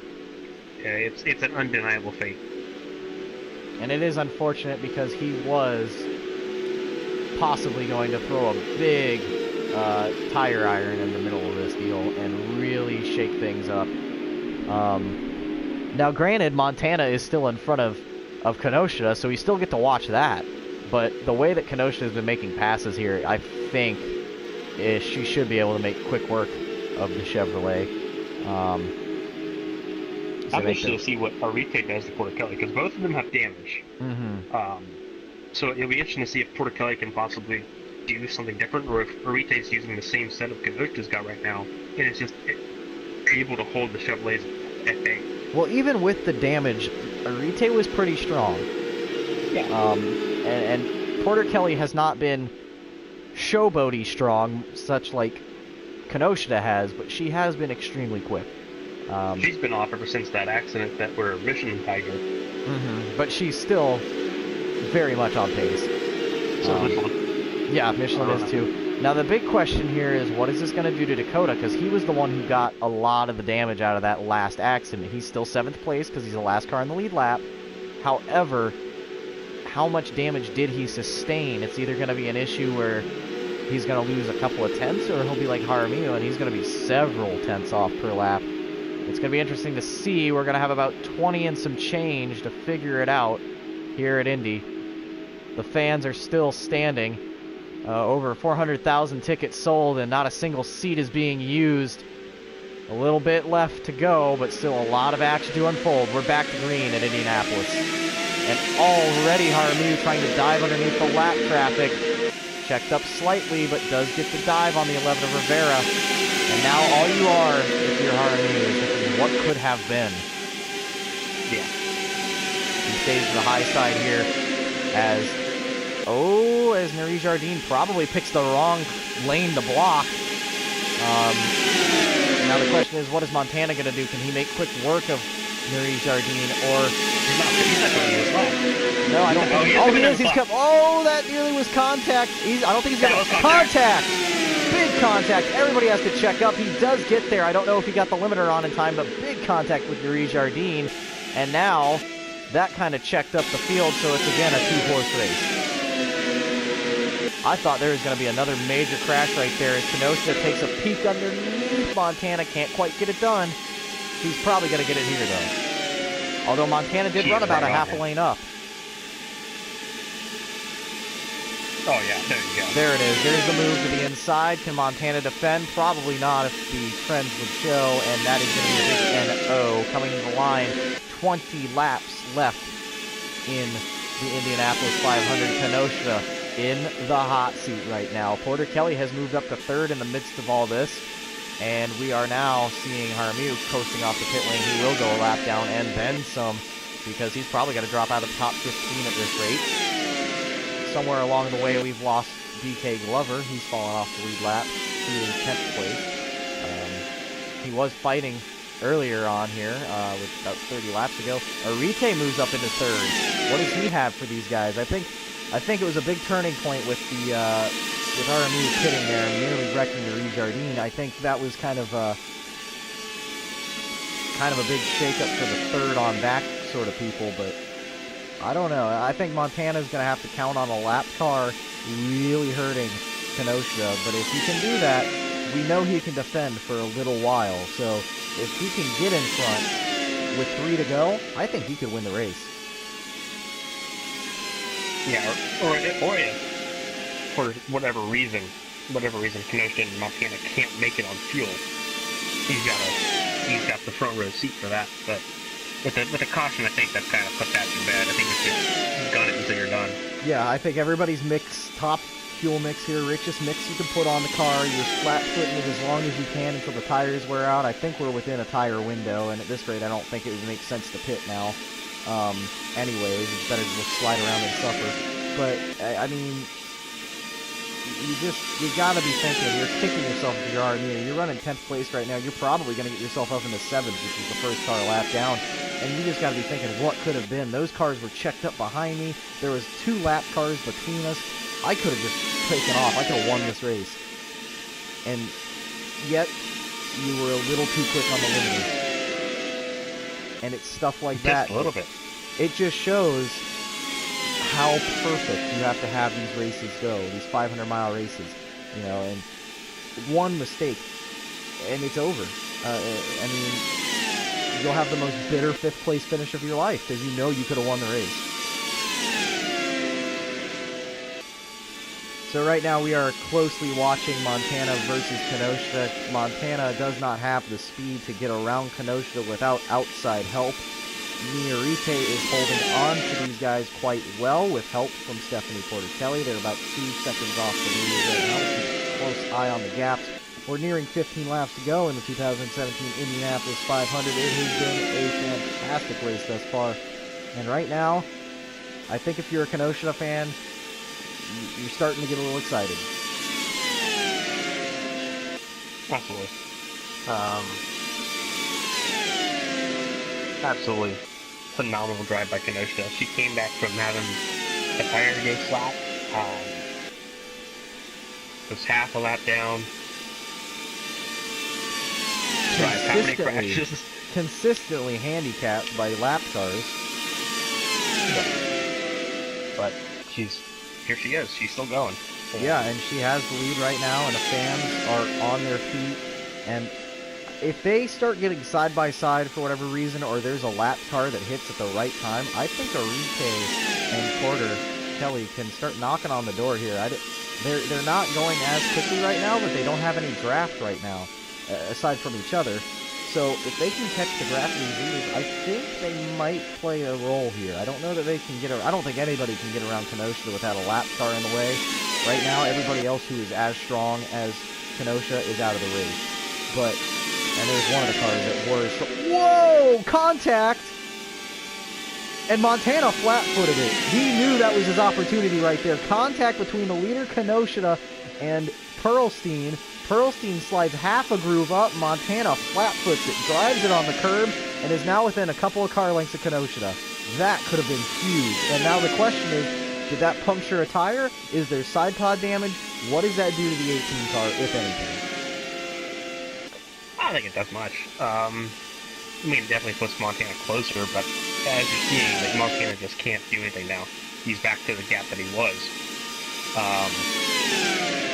Now, what I would like to see is in a few laps, see if there's any increased tire wear or possibly a tire failure, because that contact does affect the tires. Mm-hmm. And there already was a tire failure. We already know that her economy, Kenosha's tire economy, is not the greatest. So, I mean, there's so many things. And you think of this, you think there's only 12 laps to go, 13, and there's 12 and a half laps to go. That's not a lot. That's 2.5 times 12 and a half. You do that math, and there's still a lot of race left. About 30 miles? Yep, out of 500, so we still got a good chunk here to go. It's getting to the end. The intensity is ramped up. Everybody's pushing everything they've got. We have 6 cars on the lead lap, which actually for par for course for the Indy 500, but I mean, it's been a stellar race all the way around from start to finish. I want to see a good race here, and I wonder if Kenosha may have slightly burned the tires more than Montana. I doubt that's the case, but that contact may have had an effect on the tires. It may have done a little bit of aero damage. I think that's probably the first contact she's had all day. We'll see what it does. It doesn't seem to have hurt her any, but clearly it hasn't helped her. Montana has closed the gap slightly. He's keeping it around 2/10 and just within that as we're looking at Porter Kelly and Arite. They are pretty much out of contention at the moment. They just don't have the speed. You see the lap cars ahead. I think we'll be able to catch some of these lap cars within 11 laps. The gap is stagnant at 2/10 exactly, which, to put it in terms for you guys, about 3 or 4 car lengths.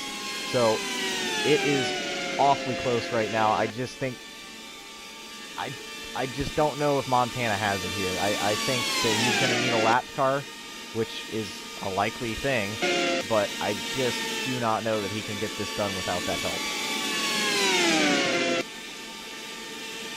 Looking at Michelin right now behind Ritter, there's Santos, who ran over half this race without a rear wing. He gets the attrition award. But I don't know, actually. Kenosha might get that attrition award for blowing a tire and potentially winning this race. You see RMU trying to work with Pearlstein. That's another thing. If we have a caution, we're getting within the range where this race would end under yellow. That range would be lap 195. And that's how Kenosha won her first lap. Yeah, under the yellow, but she probably would have had enough to finish that out front anyway. And that, you know, if she were to win this race under green, that would silence all the haters on that bit. But you look at Jaramillo behind Pearlstein, and he's just got to be upset, livid, kicking himself. You know, you're allowed to be that upset over something like this. This is the Indy 500. You know, that was your chance, and he kind of blew it. Yeah, that's just driver error. As you said, the pit limiter, it's not like one of those things where you have to try to gauge it, you have to try to eyeball it. There's a pit limiter, it gives you a certain speed, and he let off it before he was out of the pit lane. Which is an understandable mistake, but an unexcusable one. I don't really understand it either, because he had a gas and go. Like, we didn't even see him in the pit lane stuff. He was already out. Yeah, I just he had all the time in the world, and I guess he just got that antsy. I'm not sure, but we won't know until we get interviews after the race. But I'm doubting that he's going to give us one.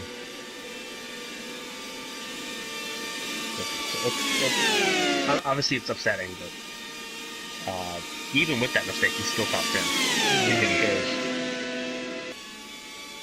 But what could have been? So I tell you what it is right now is still 2/10 even is the gap between first and second. It has been unwavering for about the past 10 laps now, and it's just the dirty air right now. I don't think Montana has the car to plow through it. I think the tires are starting to wear off, and I think that if there's a lap car, that's what's going to make the difference here. And even then, it's going to be full defense mode from Montana all the way to the end, because these cars are nothing nothing close to equal right now. There is the clear advantage to Kenosha, and that's kind of partly to experience, partly to having a stronger team overall. And it just honestly, she's won one of these before. She's done this a ton. It just comes up to the driver talent as well. Not to say that Montana doesn't have enough talent. He's running second in the Indy 500, but he's just being outpaced right now. Yeah, there's a lot of different factors going into play right now, and Honda's they are just a surprise everywhere.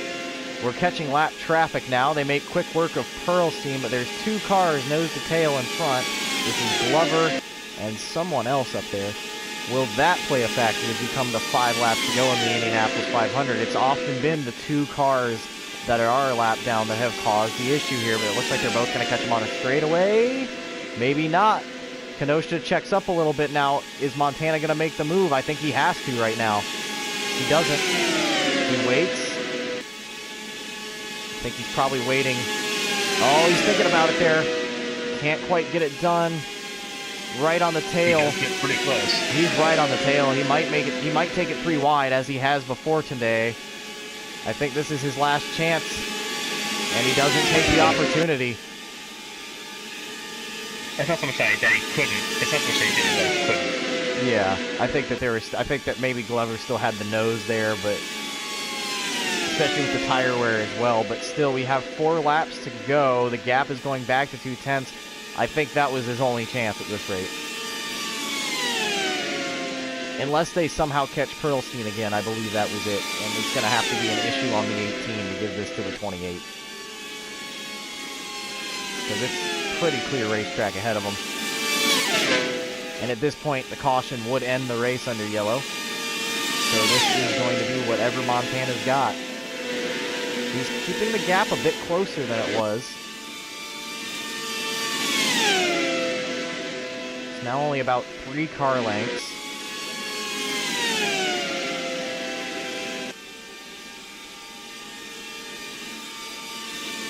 It's less than 2/10, but it's just barely less than that. There's 3 to go. He messed up turn 1 a little bit there. I mean, he's right there, but I just don't think there's anything they can do. They are on their own racetrack right now, and I believe this is basically Kenosha's the lose. Yeah, absolutely. I mean, we're coming about around 2 to go, and the frustration has to be there. I mean, and I'm going to go one step further and think about Chevrolet for a moment. They have 13 cars in this race. A third of the field is bow tie. And they're getting beat not only for the lead, but for third. They're being absolutely stopped right now. If you're in Detroit, you are angry. Well, I tell you what, though, it just goes to show, though, that strength in numbers can't beat raw talent. Not to say that these guys don't have raw talent in the Chevrolet, because a lot of them do.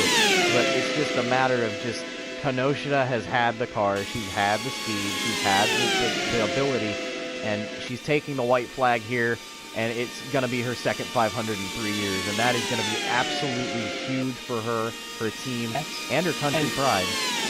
And I think we have to look beyond this and say that, okay, it's not that, okay, Chevrolet can't do it. It's that Cat Devil Racing is unstoppable.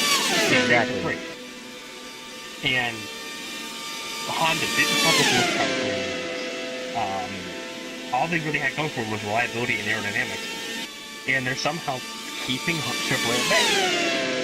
And they have today as well. Out of turn 4, the checkered flag will be displayed for the second time in 3 years. Kinomitsu Kenosha will win the Indy 500, and second place by exactly 2/10 is Stefan Montana. And a great race in the books, and a safe one among all. So, it looks like they did get third. So. Fantastic run for Arite. And that's going to give Porter Kelly 4th, which is, I think, her best of the season. First time in VRR history, 2 teammates on the podium. There you go. 46 laps led today, the most of anybody else. That's almost a full quarter of the race. And what a day it has been for her. What a race it has been overall. And you just look at that podium. Kenosha, and then Montana, and Urite. I mean, that's wild. And then you look at Porter Kelly. Like I said, I believe that is her season best. The reigning champion in 4th, and then Dakota in 5th, and Michelin quietly getting a 6th place. What a race. After this will be the podium ceremonies, with the national anthem for the podium finishers being played. Starting with leaders once everyone reaches Parc Fermé. Yep. So. And I think this has been by far the best 500 we've broadcasted. Oh, absolutely. By far. It's absolutely stunning. So while we wait on the cars to get to Parc Fermé, let's take this quick moment to thank you guys for tuning in. We have a little bit of post-race ceremonies coming up after this, although we will have to say goodbye after that, but you can catch us because we're just starting to get into the heated part of the season. So we look at the scoring pylon and see 18 at the very top. Seems like Indianapolis and 18 have a nice relationship together. While we wait to be taken to the podium ceremonies, I think we've confirmed that every car involved in accidents has been released from the Infield Care Center and are okay. We have also confirmed that after the catch fence accident between 3 and 4, no fans were injured. So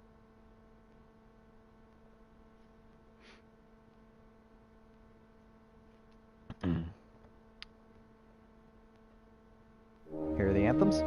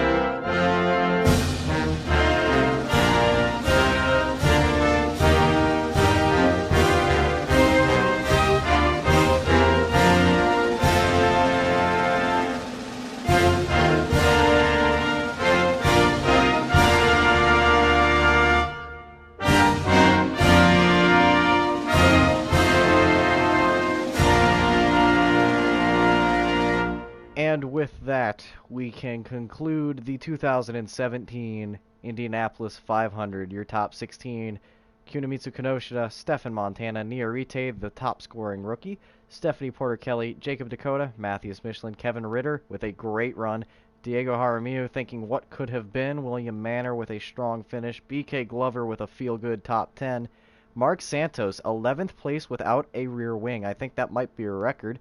Patrick Marcelli in 12th, and now we're moving down a bit further through the grid. See some of the drivers that probably feel like they got robbed here. Lecty, Devereaux, Herrera a bit as well. Ishibashi. Gadget. Yeah, Gadget, Zappa, Parker as well. And, of course, Michael White. all the way down through 33rd with Nico Costa-Montero, you just got to be thinking, you got to feel bad for those guys, but you also have to feel good for the podium finishers. And what a day, man. We take a look now at the points. Yeah. Ganesh Santos to second, Andrew Drake third in points. Stefan Montana still moves up to fifth.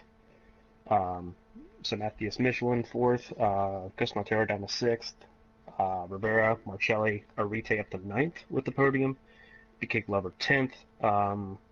See Stephanie Porter-Kelly jumped from 27th to 19th today. Great points finish for her. Great points finish for all of the Polaris Motorsports cars. And you see Lechty did sail through and will be locked in to the field for the next 8 races. You see that the positions in blue are locked in. They cannot go through pre-qualifying. They're safe. And then you look at those that aren't. Yeah, a couple of names that are not locked in, and a lot of that could be due in part to not finishing this race or not doing well in this race. You look at Cameron Jackson, Sebastian Devereaux, Adrian Regis, Thomas Rogers. Yeah, I mean, they're all. I mean, of course, it's the afterthought because you're out of the Indy 500, but even now, you're out of qualifying lock-ins, which is going to be even worse for some of those guys because a lot of them have been struggling. Well, thank you guys so much for joining us. Clayton, any final thoughts? Not really. Just a great race, and looking forward to the next one. Well, we will see you there on VRR TV and radio. Thank you guys all so much for tuning in. And for the 2017 Indy 500, that is a wrap. We'll see you guys.